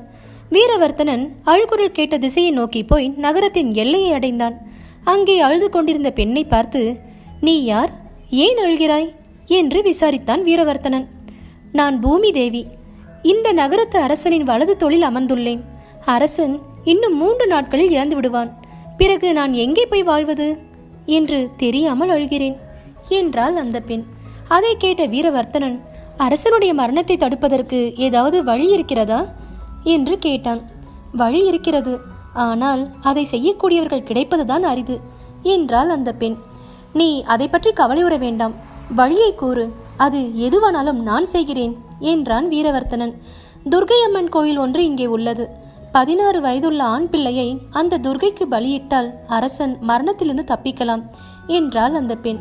அந்த பெண்ணிடம், அதற்கு வேண்டிய ஏற்பாடுகளை நான் செய்கிறேன், நீ கவலை இல்லாமல் போ என்று கூறிவிட்டு நேராக வீட்டுக்கு போனான். அரசன் வீரவர்த்தனை தொடர்ந்து போய் அவனுடைய செயலை மறைவாக கவனிக்கலானான். தூங்கிக் கொண்டிருந்த தன் மகனை எழுப்பி துர்கை அம்மன் கோவிலுக்கு அழைத்துச் சென்றான் வீரவர்த்தனன். வீட்டுக்கு வந்து ஒன்றும் சொல்லாமல் மகனை மட்டும் அழைத்து செல்வதை பார்த்த அவனுடைய மனைவி தன் மகளையும் அழைத்து கொண்டு கணவனை பின்தொடர்ந்து சென்றாள். துர்கையின் முன் தன் மகனை பலி கொடுத்தான் வீரவர்த்தனன். அதை கண்ட அவன் மனைவி மகனை இழந்த துக்கம் தாழாமல் தற்கொலை செய்து கொண்டாள். அண்ணனும் தாயும் இருந்த துக்கம் தாழாமல் மகளும் தற்கொலை செய்து கொண்டாள். மகன், மகள், மனைவி ஆகிய மூவரும் இறந்த துக்கம் தாழாமல் தானும் தற்கொலை செய்து கொண்டான் வீரவர்த்தனன். மறைவாக இருந்த இவற்றை எல்லாம் பார்த்து கொண்டிருந்த அரசன், தன்னால் அல்லவா அவர்கள் நால்வரும் உயிரிழந்தனர் என்று வருந்தி தன் கழுத்தை வாளால் வெட்டி கொள்ள முயன்றான். அப்பொழுது உடனே துர்கை அம்மன் நேரில் தோன்றி அரசனை தடுத்ததோடு இறந்து போன நால்வரையும் உயிர் பெற்று எழ செய்து அவள் மறைந்து விட்டாள். அவர்கள் உயிர் பெற்று எழுந்ததும் அவர்களுக்கு தெரியாமல் அரசன் அரண்மனைக்கு போய் சேர்ந்தான். மறுநாள் காலையில் அரசன் வீரபத்ரனை கூப்பிட்டு வர செய்து, நேற்று இரவு அழுதது யார், விசாரித்தாயா என்று கேட்டான். ஊர் எல்லையில் ஒரு பெண் அழுது கொண்டிருந்தாள். ஏன் அழுகிறாய் என்று கேட்டதற்கு அவள் பதிலொன்றும் சொல்லாமலே போய்விட்டாள் என்றான் வீரவர்த்தனன். அவனுடைய பணிவார்ந்த பதிலை கேட்டு அரசன் மனம் மகிழ்ந்து முதல் நாள் இரவு தான் மறைந்திருந்து பார்த்த நிகழ்ச்சிகளை எல்லாம் அமைச்சர் முதலானோருக்கு எடுத்து சொல்லி வீரவர்த்தனின் உயர்வான தியாகத்தையும் பண்பையும் அவனுடைய குடும்பத்தினரின் உயிர் தியாகம் புரிந்து மீண்டதையும் வெகுவாக பாராட்டி வீரவர்த்தனுக்கு பரிசுகளும் உயர் பதவியும் அளித்து கௌரவித்தான். இந்த கதையில் தொடர்புடையவர்கள் 5 பேரில் யாருடைய செய்கை மிக சிறந்தது என்று கேட்டது வேதாளம். அரசனின் கட்டளைக்கு கீழ்ப்படிந்து நடக்க வேண்டியவன் வீரவர்த்தனன். அவனுடைய மனைவி, மகள், மகன் அனைவரும் அவனுக்கு கீழ்ப்படிந்து நடக்க வேண்டியவர்கள். ஆனால் அரசன் எவருக்குமே கட்டுப்பட்டவனோ கடமைப்பட்டவனோ அல்லன். ஆனாலும் தன் உயிரை விட துணிந்த அரசனை சிறந்தவன் என்று விடுவித்தான் விக்ரமாதித்தன். உடனே வேதாளம் கட்டவிழ்த்து கொண்டு ஓடிப்போய் மீண்டும் முருங்கை மரத்தில் ஏறிக்கொண்டது. விக்ரமாதித்தன் அதை தொடர்ந்து போய் கட்டி தூக்கி கொண்டு வந்தான். வேதாளம் மறுபடியும் கதை சொல்ல தொடங்கியது. வேதாளம் சொன்ன 8வது புதிர்கதை. அரசன் செய்ததே சிறப்பு. கண்டசிங்கன் என்னும் அரசன் பிரம்மபுரம் என்ற நகரத்தை ஆட்சி செய்து வந்தான். அவனிடம் கார்படிகன் என்னும் மெய் காப்பாளன் இருந்தான். அரசன் கண்டசிங்கன் குதிரை மீது ஏறிக்கொண்டு வேட்டைக்கு சென்றான். குதிரை மிரண்டு மிக விரைவாக ஓடியது. குதிரையை பின்தொடர்ந்து கார்படிகனும் ஓடினான். ஓரிடத்தில் போய் குதிரை நின்றது. அரசனுக்கு தாகம் மேலிட்டது. திரும்பி பார்த்தபொழுது கார்படிகன் மூச்சிறைக்க ஓடி வந்தான். அவனை பார்த்து, எனக்கு தாகமாக இருக்கிறது, எங்கிருந்தாவது குடிக்க தண்ணீர் கொண்டு வா என்றான். உடனே தன் மடியில் வைத்திருந்த 2 நெல்லிக்கனிகளை எடுத்து அரசனிடம் கொடுத்துவிட்டு தண்ணீர் கொண்டு வருவதற்கு சென்றான் கார்படிகன். தூரத்தில் இருந்த சுனையிலிருந்து தண்ணீர் கொண்டு வந்து அரசனுக்கு கொடுத்து தாகத்தை தீர்த்தான். கார்படிகனுடைய சேவையை அரசன் புகழ்ந்து உயர் பதவி அளித்தான். சில நாட்களுக்கு பிறகு கார்படிகனை அழைத்து, சிங்கள நாட்டு அரசகுமாரியை உன்னால் இங்கே அழைத்து வர இயலுமா என்று கேட்டான். நான் போய் அழைத்து வருகிறேன் என்று கூறி கப்பலில் சிங்கள நாட்டுக்கு புறப்பட்டு சென்றான் கார்படிகன். கார்படிகன் ஏறி சென்ற கப்பல் நடுக்கடலில் உடைந்து மூழ்கிவிட்டது. அவனை ஒரு சுறா மீன் விழுங்கிவிட்டது. மீன் வயிற்றுக்குள் சென்றவன் அதை கிழித்து கொண்டு வெளியே வந்தான். அதன் பின் நீந்தி கொண்டிருக்கும் போது மிதந்து கொண்டிருந்த கொடி ஒன்றை பற்றி கொண்டே நீந்தி சென்றான். அந்த கொடியானது அவனை கரையில் கொண்டு போய் சேர்த்தது. கரை ஏறியதும் கார்படிகன் அங்கே ஒரு காளி கோயிலை கண்டு அங்கே சென்றான். அப்பொழுது தோழியர் பலர் சூழ அரசகுமாரி கோயிலிலிருந்து வெளியே வந்தாள். அவளை பார்த்ததும் கார்படிகனுக்கு அவளிடம் காதல் உண்டாயிற்று. அரசகுமாரியின் தோழி ஒருத்தியை கூப்பிட்டு தன் கருத்தை தெரிவித்தான். அவள் சென்று அவன் கூறியதை அரசகுமாரியிடம் சொன்னாள். அரசகுமாரி கார்படிகனை பார்த்து, உண்மையாகவே என்னை நீ காதலித்தால் இதோ இந்த கிணற்றில் இறங்கி மூழ்கி வா என்று கூறினாள். அரசகுமாரி சொன்ன உடனே கார்படிகன் அருகிலுள்ள கிணற்றில் மூழ்கி எழுந்தபோது தன் சொந்த ஊரில் இருந்தான். கப்பலில் மூழ்கி இறந்து போன கார்படிகன் பிழைத்து வந்துவிட்டான் என்று ஊர் மக்கள் பேசிக்கொண்டனர். அரசனுக்கு செய்தி எட்டியதும் கார்படிகனை வரவழைத்து விசாரித்தான். தான் புறப்பட்டது முதல் கிணற்றில் மூழ்கி எழுந்த வரையில் நிகழ்ந்தது அனைத்தையும் கார்படிகன் கூறினான். உடனே அரசன் கார்படிகனை உடன் அழைத்து கொண்டு அவன் கண்ட அரசகுமாரியை பார்ப்பதற்காக புறப்பட்டான். நடு கடலில் தென்பட்ட கொடியை பின்தொடர்ந்து கப்பலை செலுத்தி காளி கோயிலை நோக்கி சென்றார்கள். வழக்கம் போல் அரசகுமாரி அன்று கோயிலுக்கு வந்திருந்தாள். அங்கு வந்திருந்த அரசனை பார்த்து காதல் கொண்டாள். தன் தோழி மூலம் அரசனுக்கு செய்தி சொல்லி அனுப்பினாள். அவனும் அரசகுமாரியை காண விரும்புவதாக அதே தோழியிடம் சொல்லி அனுப்பினான். அரசன் கண்டசிங்கனை நேரில் கண்டு தன்னுடைய கருத்தை தெரிவித்தாள் அரசகுமாரி. அதை கேட்ட அரசன் அவளிடம், என்னை நீ காதலிப்பது உண்மையானால் நான் கூறுவதை மறுக்காமல் ஏற்றுக்கொள்கிறாயா என்று கேட்டான். அவளும் அதற்கு சம்மதித்தாள். உடனே அரசன் அரசகுமாரிடம் கார்படிகனை சுட்டிக்காட்டி, இவன் என்னுடைய உயிர் நண்பன், இவனை நீ திருமணம் செய்து கொள்ள வேண்டும் என்றான். அரசகுமாரியும் அரசனுக்கு வாக்களித்தபடி கார்படிகனை மணந்து கொண்டாள். கார்படிகா, நான் தாகமாயிருந்த போது அன்று எனக்கு 2 நெல்லிக்கனிகளை கொடுத்தாய். இன்று இந்த பெண் கனியை உனக்கு அளித்திருக்கிறேன் என்று கூறிவிட்டு முன்பு கார்படிகன் மூழ்கிய கிணற்றில் அரசன் மூழ்கி தன்னுடைய நகரம் போய் சேர்ந்தான். அரசன் கார்படிகனுக்கு செய்தது சிறந்ததா அல்லது கார்படிகன் அரசனுக்கு செய்தது சிறந்ததா என்று கேட்டது வேதாளம். கார்படிகன் அரசனுக்கு கட்டுப்பட்டவன், ஆகையினால் அவனுடைய செய்கையை காட்டிலும் அரசன் செய்ததே சிறந்த காரியம் என்று விடுவித்தான் விக்ரமாதித்தன். உடனே வேதாளம் கட்டவிழ்த்து கொண்டு ஓடி போய் மீண்டும் முருங்கை மரத்தில் ஏறிக்கொண்டது. விக்ரமாதித்தன் அதை தொடர்ந்து போய் கட்டி தூக்கி கொண்டு வந்தான். வேதாளம் மறுபடியும் கதை சொல்ல தொடங்கியது. வேதாளம் சொன்ன 9வது புதிர்கதை. அறிவு கூர்மையான ஆநாடு. கிரகபுஜன் என்னும் அரசன் உஷாபுரம் என்ற நகரத்தை ஆட்சி புரிந்து வந்தான். அவனுக்கு மணிக்கிசை என்ற ஒரு பெண் இருந்தாள். மணிமான் என்ற அரசனுக்கு மணிக்கிசையை மனம் செய்து வைத்தான். மணமக்கள் இருவரும் சுகமாகவே வாழ்ந்து வந்தார்கள். கணவன் மனைவி இருவரும் ஒரு நாள் கட்டிலில் படுத்திருந்த போது அந்த கட்டிலுக்கு கீழே எறும்புகள் ஊர்ந்து போய் கொண்டிருந்தன. முன்னே சென்று கொண்டிருந்த எறும்புகள் ஓரிடத்தில் தயங்கி நின்றன. அப்பொழுது பின்னால் வந்து கொண்டிருந்த எறும்புகள் அவற்றை பார்த்து, ஏன் நின்றுவிட்டீர்கள் என்று கேட்டது. அதற்கு, மேலே செல்ல இடமில்ல, கட்டில் தடுக்கிறது என்றன முன்னால் சென்ற எறும்புகள். அப்படியானால் கட்டிலை தூக்கி எறிந்துவிட்டு செல்லுங்கள் என்றன பின்னால் வந்த எறும்புகள். அரச தம்பதிகள் படுத்திருக்கும் கட்டிலை தூக்கி எறிந்தால் குற்றம் உண்டாகும் என்றன முன்னால் சென்ற எறும்புகள். அரசகுமாரன் மணிமாறனுக்கு சகல உயிரினங்களின் மொழியும் தெரியும். ஆகையால் எறும்புகளின் உரையாடல்களை கேட்டு அவன் சிரித்தான். கணவன் சிரிப்பதை கண்ட மனைவி, ஏன் சிரிக்கிறீர்கள் என்று கேட்டாள். அரசகுமாரி மணிக்கிசை தன் கணவனிடம் கேட்ட கேள்வி எறும்புகளின் காதிலும் விழுந்தது. உடனே எறும்புகள் அரசகுமாரன் மணிமாறனை பார்த்து, எங்களுடைய உரையாடலை நீர் யாரிடமாவது சொன்னால் அப்பொழுதே உமது தலை 1000 சுக்கலாக வெடித்துவிடும் என்றன. அதனால் மனைவியின் கேள்விக்கு பதில் கூறாமல் தயங்கினான் மணிமாறன். கணவனுடைய தயக்கத்தை கண்டதும் மனைவி கோபமுற்று, என்னுடைய கேள்விக்கு நீங்கள் பதில் கூறாவிடில் நான் உயிரை விட்டுவிடுவேன் என்றான். அரசனுக்கோ தர்ம சங்கடமாய் போய்விட்டது. உன்னுடைய கேள்விக்கு நான் பதில் சொன்னால் என்னுடைய தலை வெடித்து இறந்து விடுவேன் என்றான் மணிமாறன். அதெல்லாம் எனக்கு தெரியாது, நீங்கள் சொல்லியே ஆக வேண்டும் என்று வற்புறுத்தினாள் மணிக்கிசை. அப்படியானால் நாளை சுடுகாட்டில் விறகை அடுக்கச் செய்து அதில் நான் உட்கார்ந்து கொண்டு சொல்கிறேன். சொல்லி முடித்ததும் தலை வெடித்து நான் இறந்து விடுவேன். உடனே கட்டையில் நெருப்பு வைத்துவிடு என்றான் மணிமாறன். சரி, அப்படியே செய்கிறேன் என்றாள் மணிக்கிசை. மறுநாள் சுடுகாட்டில் அடுக்கப்பட்ட விறகு கட்டைகளில் மணிமாறன் உட்கார்ந்திருந்தான். எறும்புகளின் உரையாடலை மனைவிக்கு சொல்ல போகும் சமயத்தில் 2 ஆடுகளின் உரையாடலை கேட்டான். ஆண் ஆட்டிடம் கிணற்றின் உட்பக்கம் முளைத்திருக்கும் புல்லை பறித்து தரும்படி கேட்டது பெண்ணாடு. உன் பேச்சை கேட்டு நான் கிணற்றில் இறங்கினால் நான் கீழே விழுந்து செத்து போவேன். பெண் பேச்சை கேட்க எனக்கு என்ன பைத்தியமா? இனிமேல் என் அருகில வராது என்று கூறிவிட்டு அப்பால் போய்விட்டது ஆணாடு. அதை கேட்ட மணிமாறனுக்கு தன்மானம் கிளர்ந்து எழுந்தது.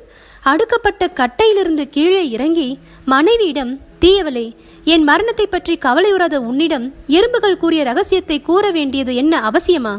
மேலும் உன்னுடன் வாழ்க்கை நடத்துவது பைத்தியக்காரத்தனம். இனி உன் முகத்தில் விழிக்க மாட்டேன் என்று கூறி அவளை விட்டு போய்விட்டான். இந்த கதையில் அறிவில் சிறந்தவர் யார் என்று கேட்டது வேதாளம். ஆட்டு பிறவியாயிருந்தாலும் பெண் புத்தி கேளாத ஆணாடே அறிவில் சிறந்தது என்று கூறி கதையை விடுவித்தான் விக்ரமாதித்தன். உடனே வேதாளம் கட்டவிழ்த்து கொண்டு ஓடிப்போய் மீண்டும் முருங்கை மரத்தில் ஏறிக்கொண்டது. விக்ரமாதித்தன் அதை தொடர்ந்து போய் கட்டி தூக்கி கொண்டு வந்தான். வேதாளம் மறுபடியும் கதை சொல்ல தொடங்கியது. வேதாளம் சொன்ன 10வது புதிர்கதை. திருடனே சிறந்தவன். தீரவீரன் என்னும் அரசன் கோசல நாட்டை ஆட்சி செய்தான். அங்கே தனதத்தன் என்ற வணிகன் ஒருவன் இருந்தான். அவனுக்கு தத்தன் என்ற மகனும் மதனசேனை என்ற மகளும் இருந்தன.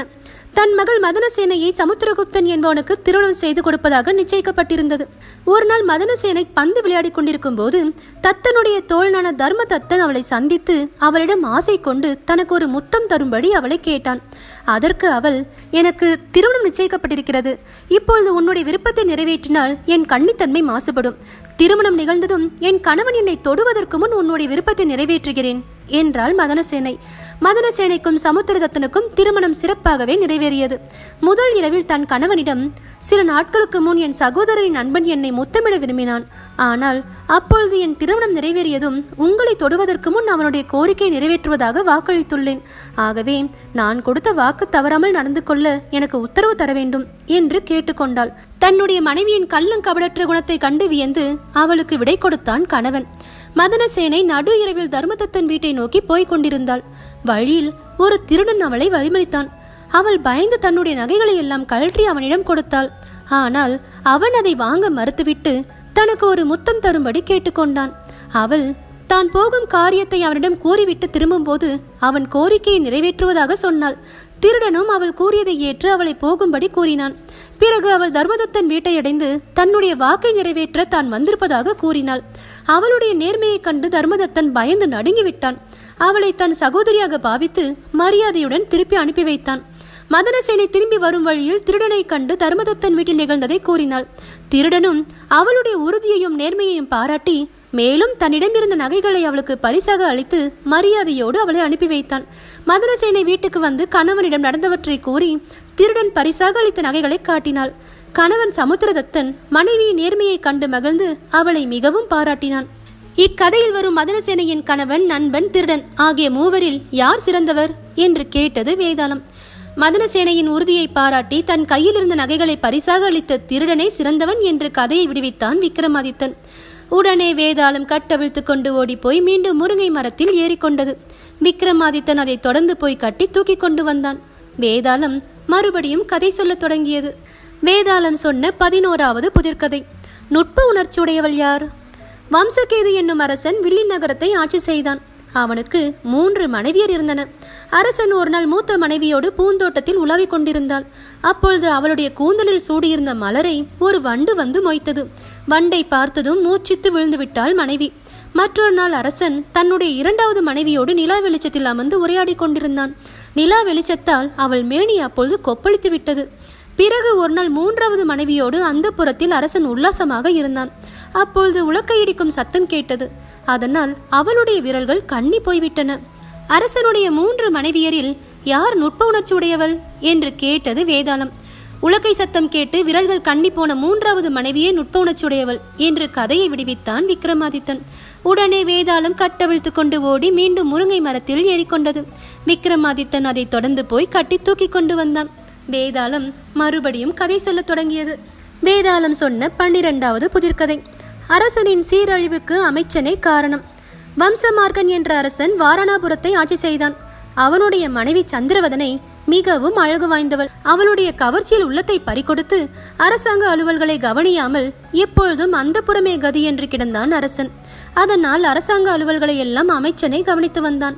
அதை கண்ட பொதுமக்கள் அனைவரும் அரசனை அமைச்சன் ஏமாற்றிவிட்டு தானே எல்லாவற்றையும் அனுபவித்து ஆனந்தமாய் இருக்கிறான் என்று தூற்ற தொடங்கினார்கள். அவர்களுடைய பேச்சு அமைச்சனுக்கு எட்டியது. அதனால் மனம் வெறுத்து வேறொரு நகரத்துக்கு போய் சேர்ந்தான். அங்கே அவனுக்கு ஒரு வர்த்தகரின் தொடர்பு உண்டாயிற்று. அந்த வர்த்தகனும் அமைச்சனும் வியாபாரத்துக்காக கப்பல் ஏறி வெளிநாடு சென்றார்கள். வழியில் கப்பல் ஒரு தீவை அடைந்தது.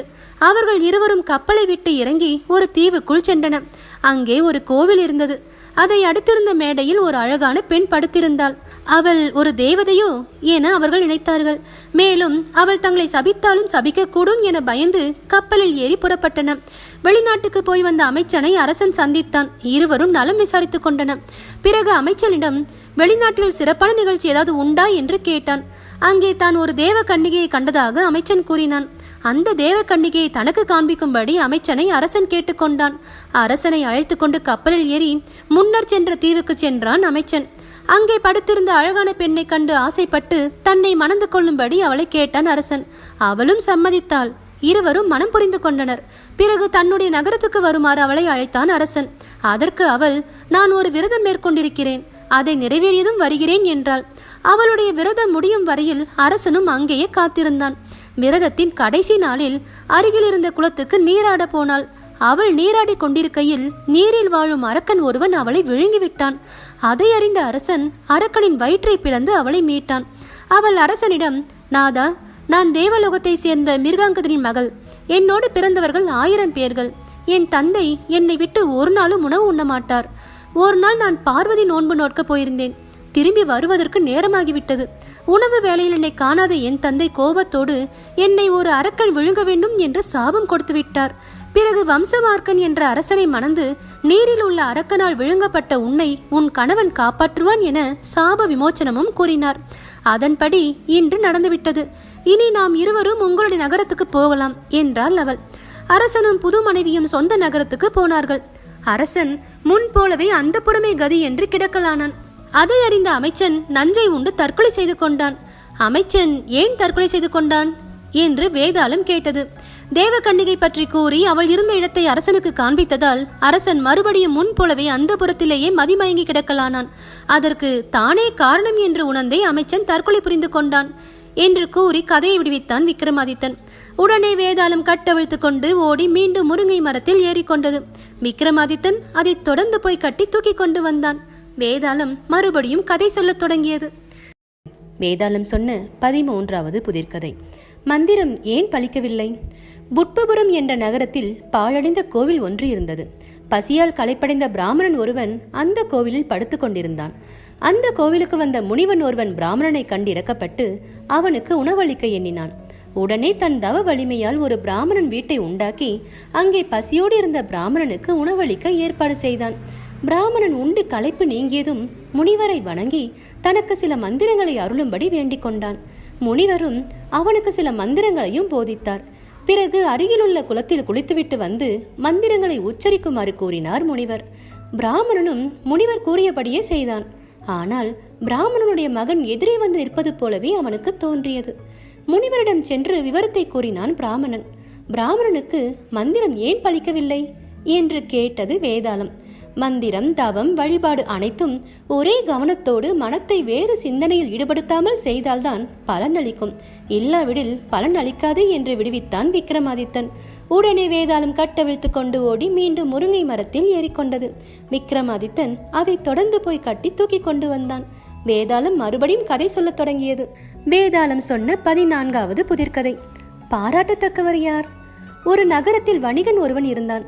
அவனுக்கு பருவ வயதில் ஒரு மகளும் இருந்தாள். அவளுக்கு திருமணமாகவில்லை. ஆனால் அவள் ஒரு பிராமண இளைஞனோடு ரகசிய உறவு கொண்டிருந்தாள். அயலூரில் இறந்து வந்திருந்த வணிகன் ஒருவன் அந்த பெண்ணை மனம் புரிந்து கொண்டு சில நாட்களில் மனைவியை அழைத்து கொண்டு தனது சொந்த ஊருக்கு புறப்பட்டான். கணவன் வீட்டுக்கு சென்றதும் தன்னுடைய ஆசை நாயகனை காண இயலாத ஏக்கத்தினால் அவள் இறந்து விட்டாள். அவள் இறந்த செய்தியை அறிந்த ஆசை நாயகனான பிராமணனும் இறந்து போனான். தன்னுடைய புது மனைவி இருந்த துக்கம் தாழாமல் அவளுடைய கணவனான வணிகனும் இறந்து விட்டான். இறந்து போன மூவரில் பாராட்டத்தக்கவர் யார் என்று கேட்டது வேதாளம். ரகசிய தொடர்பு கொண்ட பிராமணனும் அந்த பெண்ணும் இறந்து போனதில் வியப்பில்லை. மனம் செய்து கொண்டு சில நாட்களே அவளோடு வாழ்ந்தவன் தன் மனைவியின் நடத்தையில் சந்தேகம் கொள்ளாமல் அவள் இறந்ததும் தானும் உயிர் துறந்த கணவனை பாராட்டத்தக்கவன் என்று கதையை விடுவித்தான் விக்ரமாதித்தன். உடனே வேதாளம் கட்டவிழ்த்து கொண்டு ஓடிப்போய் மீண்டும் முருங்கை மரத்தில் ஏறிக்கொண்டது. விக்ரமாதித்தன் அதை தொடர்ந்து போய் கட்டி தூக்கி கொண்டு வந்தான். வேதாளம் மறுபடியும் கதை சொல்லத் தொடங்கியது.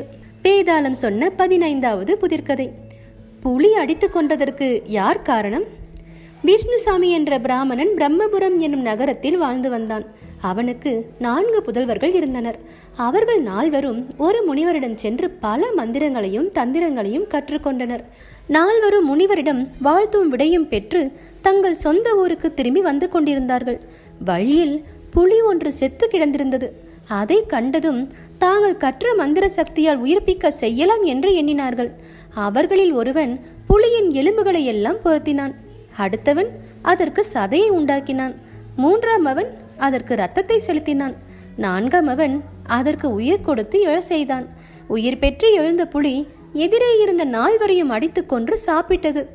4வரையும் புலி அடித்து கொண்டதற்கு யார் காரணம் என்று கேட்டது வேதாளம். அது கொடிய விலங்கு என்று தெரிந்தும் அதை உயிர்ப்பித்ததனால் 4வரையும் அடித்து கொன்றுவிட்டது. ஆகவே அதற்கு உயிரளித்து எழ செய்தவனே காரணம் என்று கதையை விடுவித்தான் விக்ரமாதித்தன். உடனே வேதாளம் கட்டவிழ்த்து கொண்டு ஓடி மீண்டும் முருங்கை மரத்தில் ஏறிக்கொண்டது. விக்ரமாதித்தன் அதை தொடர்ந்து போய் கட்டி தூக்கி கொண்டு வந்தான். வேதாளம் மறுபடியும் கதை சொல்லத் தொடங்கியது. வேதாளம் சொன்ன 16வது புதிர்கதை. குற்றம் யாருடையது? தெய்வசாமி என்ற பிராமணனுக்கு அர்ஜுனசாமி என்னும் மகன் ஒருவன் இருந்தான். அனாமதி என்ற அழகான பெண்ணை அர்ஜுனசாமிக்கு திருமணம் செய்து வைத்தனர் பெற்றோர்கள். கணவனும் மனைவியும் மகிழ்ச்சியோடு இல்லறம் நடத்தி வந்தனர். நிலா ஒளியில் ஒரு நாள் கணவனும் மனைவியும் மாடியில் படுத்து உறங்கிக் கொண்டிருந்தனர். அப்பொழுது வானத்தில் பறந்து வந்த அரக்கன் அனாமதியின் அழகை கண்டு அப்படியே அவளை தூக்கி கொண்டு சென்று விட்டான். காலையில் எழுந்த அர்ஜுனசாமி மனைவியை காணாததால் கவலையோடு அங்கும் இங்குமாக தேடினான். அவள் எங்குமே காணப்படவில்லை. மனைவியை தேடி கண்டுபிடிப்பதற்காக ஊரை விட்டு புறப்பட்டான். அடுத்த ஊரை அடைந்த அர்ஜுனசாமி அங்கே பத்மநாபன் என்ற பிராமணன் வீட்டில் உணவு கேட்டான்.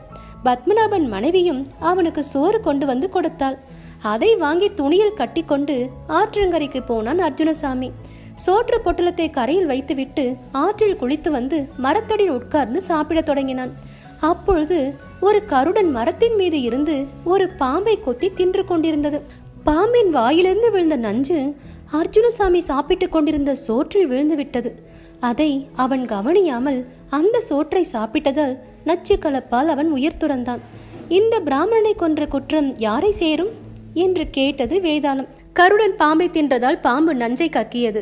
ஆகையினால் அவன் இறந்த குற்றத்தை யார் மீதாவது சுமத்துவதுதான் குற்றம் என்று விடுவித்தான் விக்ரமாதித்தன். உடனே வேதாளம் கட்டவிழ்த்து கொண்டு ஓடி மீண்டும் முருங்கை மரத்தில் ஏறிக்கொண்டது.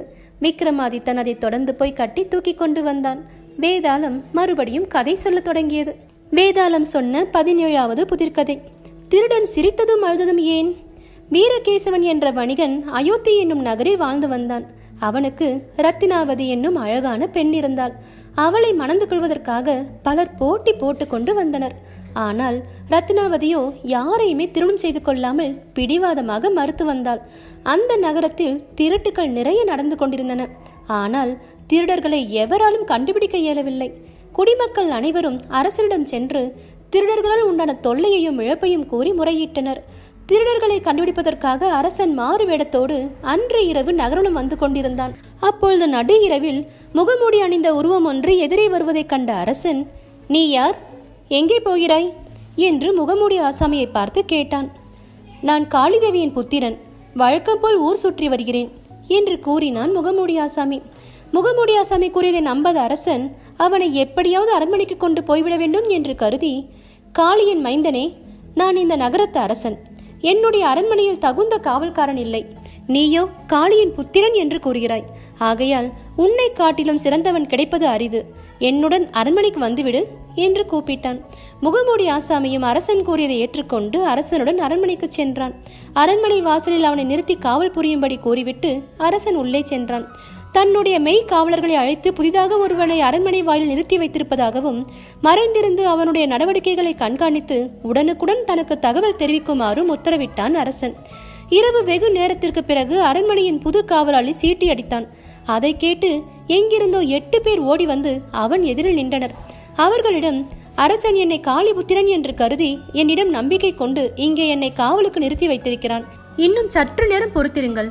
காவலாளிகள் தூங்கிய பிறகு அரண்மனைக்குள் புகுந்து வேண்டிய பொருட்களை எடுத்துக்கொண்டு அரசனையும் கொன்றுவிட்டு நாம் ஓடிவிடலாம்" என்றான். அரசனின் மெய்காவலர்கள் மறைந்திருந்து புது காவலாளியை கண்காணித்துக் கொண்டிருக்கையில் அவனையும் அவனுடைய கூட்டாளிகளையும் அவர்களுடைய சதித்திட்டத்தையும் அறிந்து ஓடி போய் அரசனிடம் தெரிவித்தார்கள். அதை அறிந்த அரசன் அவனே திருடன் என்பதை தீர்மானித்து அவனையும் அவனுடைய கூட்டாளிகளையும் பிடித்து காவலில் வைக்குமாறு உத்தரவிட்டான்.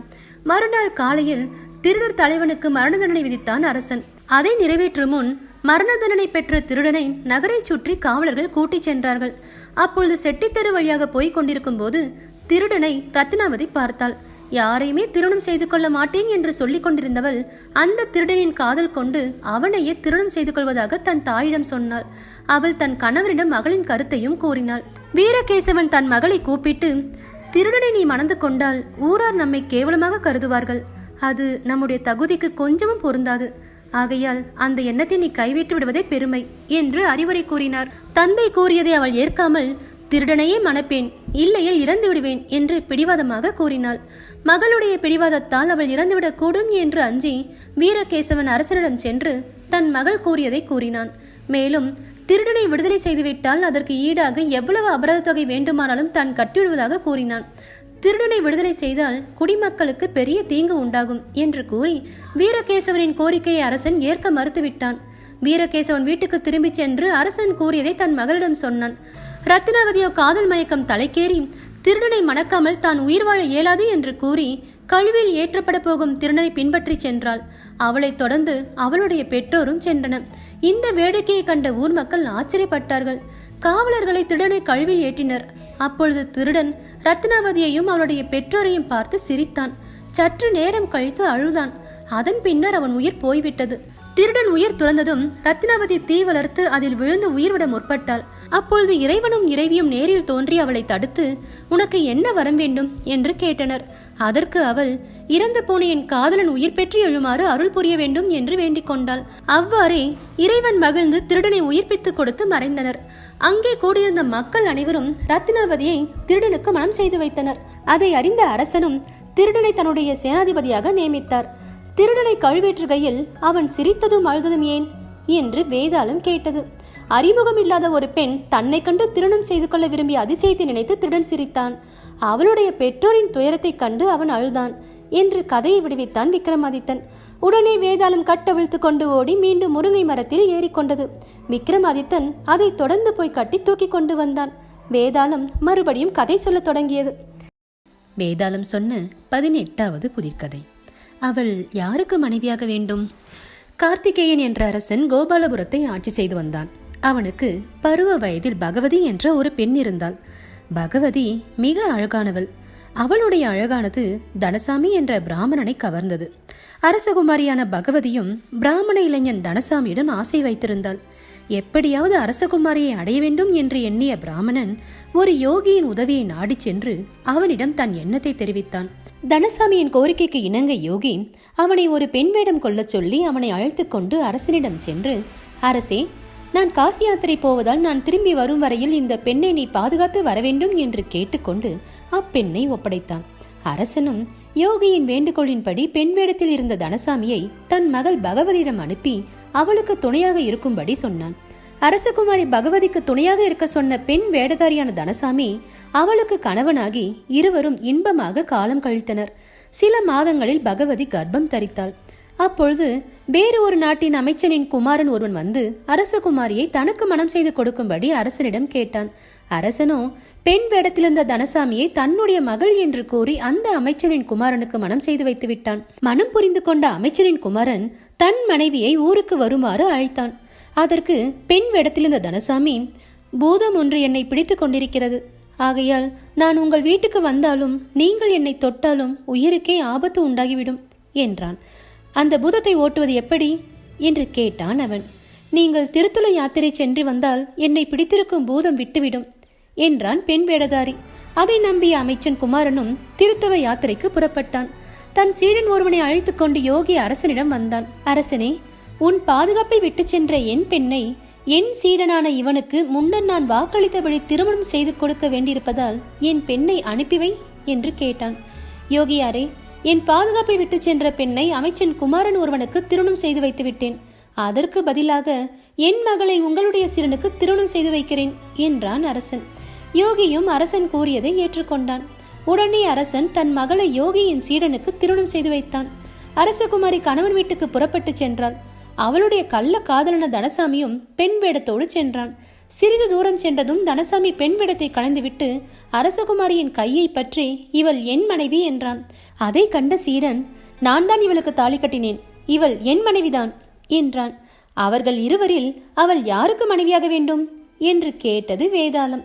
கள்ள காதலன் கணவனாக முடியாது, தாலி கட்டியவனுக்கே அவள் மனைவியாக வேண்டும் என்று கதையை விடுவித்தான் விக்ரமாதித்தன்.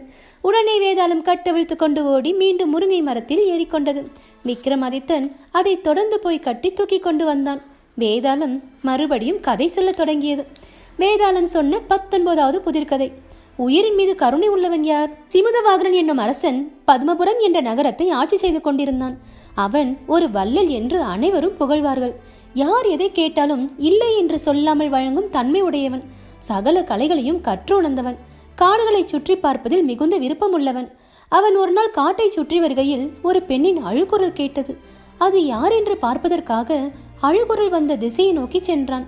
அங்கே பெண் பாம்பு ஒன்று அழுது கொண்டிருந்தது. அவன் சிறிதும் அச்சமில்லாமல் அதன் அருகில் சென்று, நீ ஏன் அழுது கொண்டிருக்கிறாய் என்று கேட்டான். என் இனத்தவர் பலர் இந்த காட்டில் வசித்துக் கொண்டிருக்கிறோம். இங்கே ஒரு கருடன் என் இனத்தவரை கண்டதும் உடனே கொன்று தின்று கொண்டிருக்கிறது. அப்பொழுது நாங்கள் அனைவரும் ஒன்று கூடி கருடனை பார்த்து, இனிமேல் இப்படி எங்கள் இனத்தவரை காணும் போதெல்லாம் கொல்ல வேண்டாம், எங்களுக்குள் ஒரு ஏற்பாடு செய்து தினம் ஒருவராக உம்மிடம் வருகிறோம், அப்படி வருபவரை நீர் சாப்பிடலாம் என்று சொன்னோம். அதுவும் ஏற்றுக்கொண்டது. அதன்படி தினம் ஒருவராக செல்கிறோம். இன்று என் மகன் போக வேண்டிய முறை. எனக்கு அவன் ஒரே ஒரு மகன், அதற்காகத்தான் வருந்தி அழுகிறேன் என்றது பெண் பாம்பு. அதை கேட்ட சிமுதவாகனன், நீ கவலைப்பட வேண்டாம், உன் மகனுக்கு பதிலாக கருடனுக்கு நான் இரையாகிறேன் என்றான். என்னுடைய விதிக்காக நான் அழுகிறேன், நீர் எதற்காக கருடனுக்கு இரையாக வேண்டும் என்று பாம்பு சொல்லியது. அப்பொழுது கருடன் அங்கே வந்தது. அரசன் கருடனை பார்த்து, இன்று பாம்புக்கு பதிலாக என்னை இரையாக்கிக்கொள் என்றான் அரசன்.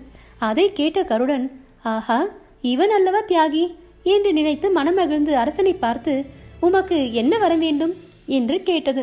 உயிரோடு உள்ள பாம்புகளை இன்று முதல் கொல்லாமல் தானாகவே இறந்து போன பாம்பையே தின்பதாக சத்தியம் செய்து கொடு என்று கேட்டான் அரசன்.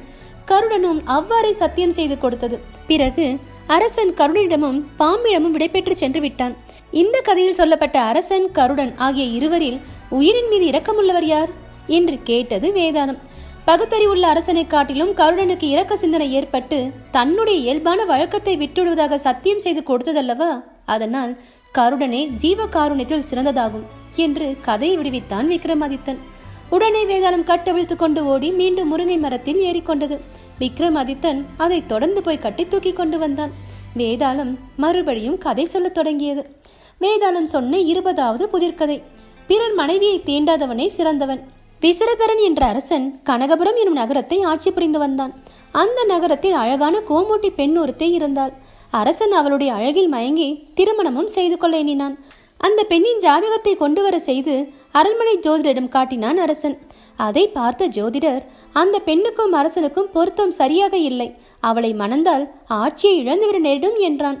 பிறகு அந்த பெண்ணை தன்னுடைய அரண்மனை அதிகாரி ஒருவனுக்கு மனம் செய்து வைத்தான் அரசன்.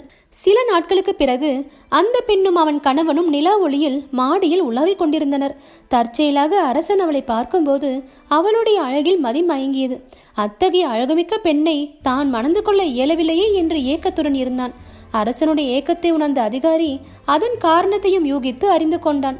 உடனே தன் மனைவியை அழைத்து அரசனிடம் சென்று அவருடைய விருப்பம் எதுவானாலும் அதை நிறைவேற்றிவிட்டு வா என்று அனுப்பி வைத்தான். அவள் அரண்மனைக்கு சென்று அரசனை கண்டு தன் கணவனிட்ட கட்டளையை கூறினாள். அதை கேட்ட அரசன், பிறர் மனைவியை நான் தொடமாட்டேன் என்று கூறி அவளை மரியாதையோடு திருப்பி அனுப்பிவிட்டான். சில நாட்களுக்கு பிறகு அரசன் அதே ஏக்கத்தினால் உடல் இழைத்து இறந்துவிட்டான். அரசன் இறந்த கவலையால் அதிகாரியும் இறந்துவிட்டான். இந்த கதையில் கூறப்பட்ட அரசன் அதிகாரி இருவரில் சிறந்தவர் யார் என்று கேட்டது வேதாளம்.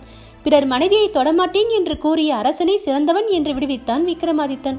உடனே வேதாளம் கட்டவிழ்த்து கொண்டு ஓடி மீண்டும் முருங்கை மரத்தில் ஏறிக்கொண்டது. விக்ரமாதித்தன் அதை தொடர்ந்து போய் கட்டி தூக்கி கொண்டு வந்தான். வேதாளம் மறுபடியும் கதை சொல்ல தொடங்கியது.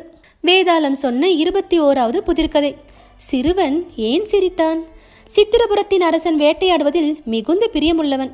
ஒரு நாள் வேட்டைக்காக காட்டுக்கு சென்றான். அங்கே ஒரு வேப்ப மரத்தின் அடியில் அழகான பெண் ஒருத்தி நின்று கொண்டிருப்பதை அரசன் பார்த்தான். அவள் அருகில் சென்று, பெண்ணே, நீ யார், ஏன் இங்கே நிற்கிறாய் என்று கேட்டான். இந்த காட்டில் வாழும் கானக முனிவரின் மகள் என பதிலளித்தாள் அந்த பெண். அரசன் அந்த பெண்ணை மனைவியாக்கிக் கொள்ள எண்ணி அதற்காக அவளுடன் நெருங்கி உரையாடி கொண்டிருந்தான். அப்பொழுது அங்கே அரக்கன் ஒருவன் வந்து அவர்கள் இருவரையும் விழுங்க முயன்றான். அரக்கனிடம் நயமான வார்த்தைகள் கூறி தங்களை விட்டுவிடுமாறு மன்றாடினான் அரசன். அரக்கன் அரசனை பார்த்து, பெற்றோர் உயிரோடுள்ள ஒரு வாலிபனை கொண்டு வந்து எனக்கு இரையாக கொடுப்பதாக ஒப்புக்கொண்டால் உங்கள் இருவரையும் விழுங்காமல் விட்டுவிடுகிறேன் என்று சொன்னான் அரக்கன். அரசன் அதற்கும் சம்மதித்தான். அதனால் அரக்கன் அவர்களை விட்டுவிட்டான். அரசன் தன்னுடைய நகரத்துக்கு வந்து சேர்ந்தான். அரக்கனுக்கு இரையாக கொடுப்பதற்காக ஒரு வாலிபனை யாராவது விலைக்கு கொடுக்க சம்மதிக்கிறீர்களா என்று விசாரித்தான் அரசன். ஒரு பிராமணன் தன்னுடைய மகனை கொடுப்பதாக முன்வந்தான். அரசன் அவனுக்கு போதுமான பொருளை கொடுத்து அவன் மகனை பெற்றுக்கொண்டான். பிறகு பிராமண சிறுவனை கூட்டிக் கொண்டு போய் அரக்கனிடம் ஒப்புவித்தான் அரசன். அரக்கன் அந்த சிறுவனை தின்ன முயன்றான். ஆனால் அவன் அரக்கனை பார்த்து சிரித்தான். அவன் சிரிப்பதை கண்ட அரக்கன் அவனை தின்னாமல் விட்டுவிட்டான். அந்த பிராமண சிறுவன் சிரித்ததற்கு காரணம் என்ன என்று கேட்டது வேதாளம். ஒருவனுக்கு தீங்கு நேர்ந்தால் பெற்றோர்களிடம் சொல்ல வேண்டும். பெற்றோர்களால் தீங்கு நேருமானால் அரசனிடம் சொல்ல வேண்டும். அரசன் தீங்கு செய்வானால் தெய்வத்திடம் முறையிட வேண்டும். தெய்வமே தீங்கு செய்யுமானால் பிறகு யாரிடம் போய் கூறுவது என்று எண்ணியே அவன் சிரித்தான். என்று கதையை விடுவித்தான் விக்ரமாதித்தன். உடனே வேதாளம் கட்டவிழ்த்து கொண்டு ஓடி மீண்டும் முருங்கை மரத்தில் ஏறிக்கொண்டது. விக்ரமாதித்தன் அதை தொடர்ந்து போய் கட்டி தூக்கி கொண்டு வந்தான். வேதாளம் மறுபடியும் கதை சொல்லத் தொடங்கியது. வேதாளம் சொன்ன 22வது புதிர்கதை. ஏன் அழுதான்? ஏன் சிரித்தான்? சித்ராசேனன் என்னும் பிராமணன் ஒருவன் இருந்தான். அவனுக்கு அரமகண்டன் என்ற ஒரு மகன் இருந்தான். அவன் புத்தி கூர்மை உள்ளவன். ஆனால் இளம் வயதிலேயே அவன் இறந்து விட்டான். அவனுடைய சவத்தை சுடுகாட்டுக்கு எடுத்து சென்று கட்டையை அடுக்கி தீ மூட்ட தொடங்கினார்கள். அப்பொழுது அவ்வழியாக வாமர்த்தனன் என்ற முனிவன் வந்தான். அவன் தன்னுடைய தவ வலிமையால் அந்த இளைஞரின் சவத்தினுள் புகுந்தான். உடனே அரமகண்டன் உயிர் பெற்று எழுந்தான். தன் மகன் உயிர் பெற்று எழுந்ததை கண்ட தந்தை சித்ராசேனன் மிகவும் மகிழ்ச்சியோடு அவனை அழைத்து கொண்டு வீட்டுக்கு புறப்பட்டான். அவர்கள் போய்க் கொண்டிருக்கையில் இளைஞன் அரமகண்டன் அழுதான். சிறிது நேரம் கழித்து சிரித்தான். முதலில் அவன் அழுததற்கும் அதன் பிறகு அவன் சிரித்ததற்கும் என்ன காரணம் என்று கேட்டது வேதாளம். தன் பெற்றோர் பேணி வளர்த்த உடலை விட்டு வேறுடலில் புகுந்ததற்காக அவன் அழுதான். பிறகு முதுமை அடைந்த உடலை விட்டு இளமையான உடலில் புகுந்ததற்காக சிரித்தான் என்று கதையை விடுவித்தான் விக்ரமாதித்தன். உடனே வேதாளம் கட்டவிழ்த்து கொண்டு ஓடி மீண்டும் முருங்கை மரத்தில் ஏறிக்கொண்டது. விக்ரமாதித்தன் அதை தொடர்ந்து போய் கட்டி தூக்கி கொண்டு வந்தான். வேதாளம் மறுபடியும் கதை சொல்லத் தொடங்கியது. வேதாளம் சொன்ன 23வது புதிர்கதை. விலைமகளே சிறப்புக்குரியவள். நட்சத்திரேசன் என்னும் அரசன் கேசரபுரம் என்னும் நகரத்தை ஆட்சி செலுத்தி வந்தான். அவன் ஒரு நாள் வெளியூர் சென்றிருந்தான். வழியில் அவசத்திகாள் என்ற இளம் பெண்ணை கண்டான். அவளிடம் காதல் கொண்டான். தன்னை மணந்து கொள்ளும்படி அவளை கேட்டான். அவளும் சம்மதித்தாள். உடன் அவளையும் அழைத்து கொண்டு தான் போக வேண்டிய நகரத்துக்கும் புறப்பட்டு போனான். திருடர்கள் அவர்களை மறித்து கொண்டார்கள். நட்சத்திரேசன் தன்னுடைய வலிமையால் அவர்களை அடித்து துரத்திவிட்டு தான் போய் சேர வேண்டிய நகரத்தையும் அடைந்தான்.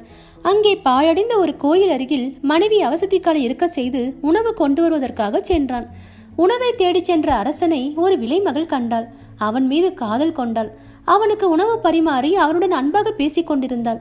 விலைமகள் வீட்டிலிருந்த அரசன் கோவிலில் இருக்க செய்த மனைவி அவசத்திகாலை மறந்து விட்டான். அரசன் வருவான் வருவான் என்று காத்திருந்தாள் அவசத்திகாள். ஆனால் அவனோ வரவில்லை.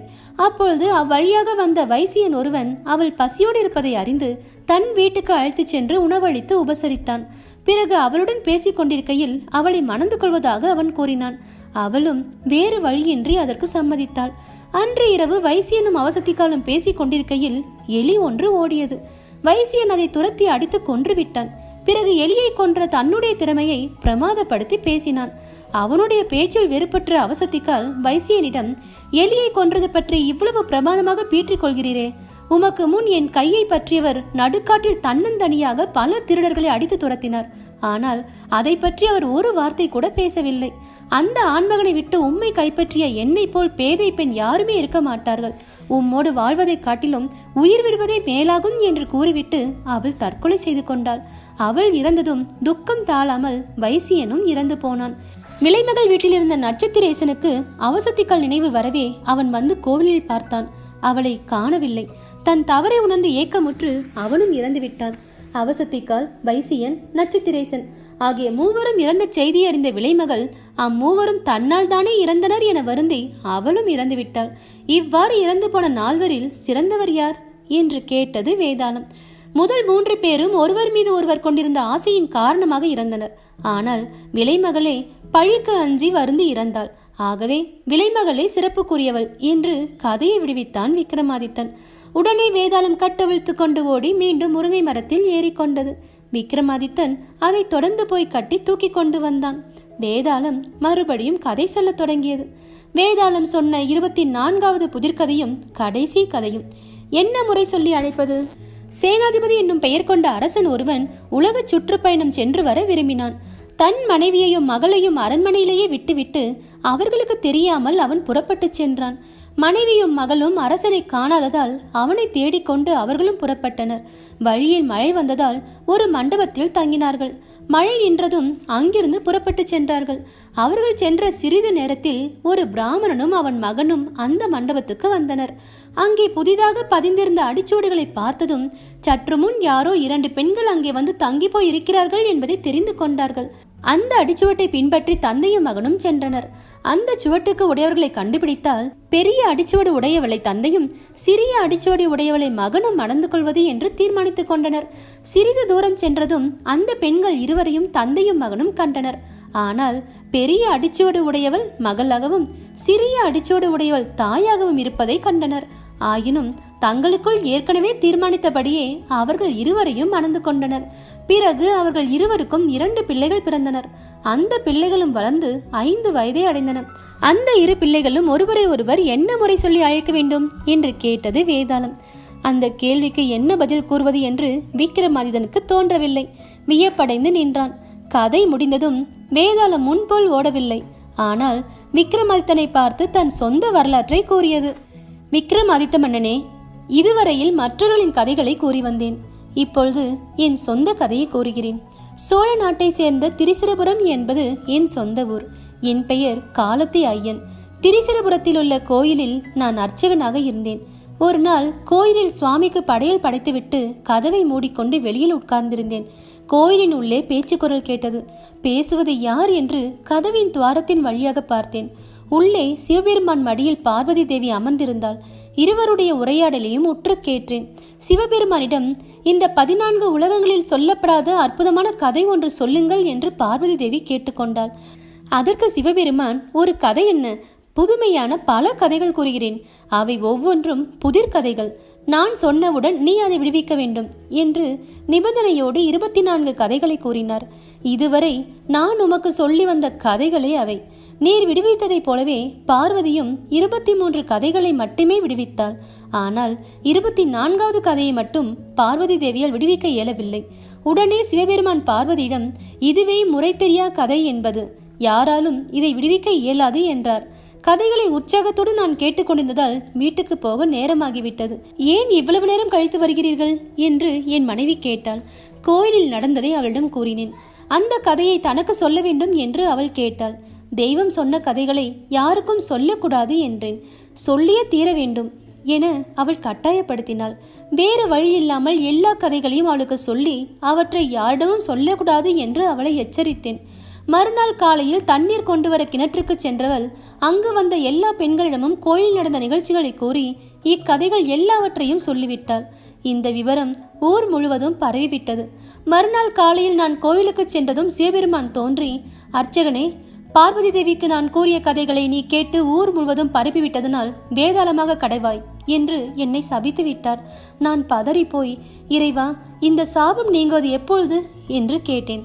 அதற்கு இறைவன், உஜ்ஜயினி மாகாளி பட்டணத்து காளி கோயிலுக்கு அருகில் உள்ள காட்டில் முருங்கை மரம் ஒன்று உள்ளது. அதில் நீ தலைகீழாக தொங்கிக் கொண்டு 30 ஆண்டுகள் இருப்பாய். அப்பொழுது ஞானசீலன் என்னும் முனிவன் உன்னை வசப்படுத்திக் கொள்வதற்காக காளியிடம் வரம் கேட்பான். அவனுக்கு உதவி செய்யும் பொருட்டு விக்ரமாதித்தன் உன்னை பிடித்து கொண்டு போவான்.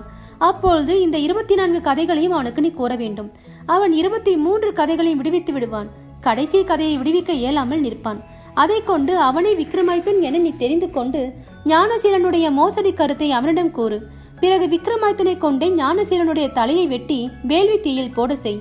அதன் பின் அவனுக்கு அடிமையாகி 2000 ஆண்டுகள் அவனுக்கு வாகனமாக இரு. அதற்கு பிறகு உன்னுடைய சாபம் நீங்க பெற்று நீ கைலாயத்துக்கு வந்து சேருவாய் என அருள் கூர்ந்தார். ஞானசீலனுக்காக இப்பொழுது என்னை கட்டி தூக்கி கொண்டு போகிறீர்.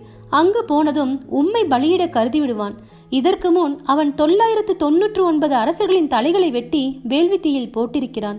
உன் தலையை கொய்து போட்டதும் அவனுடைய வேள்வி முழுமையாகும்.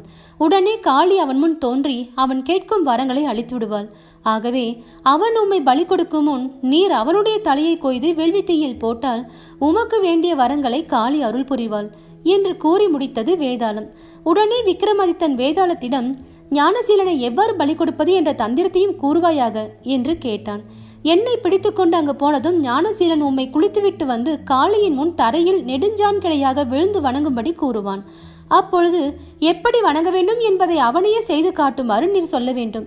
அவன் அவ்வாறு செய்யும் பொழுது அவன் தலையை கொய்து வேள்வித்தீயில் போட வேண்டும் என்றது வேதாளம். வேதாளம் கூறியதை அப்படியே ஏற்றுக்கொண்டு வேதாளத்தை கொண்டு போய் ஞானசீலனிடம் ஒப்படைத்தான் விக்ரமாதித்தன். ஞானசீலன் மகிழ்ச்சியுற்று விக்ரமாதித்தனை குளித்துவிட்டு வந்து காளிதேவியை வணங்கும்படி கூறினான்.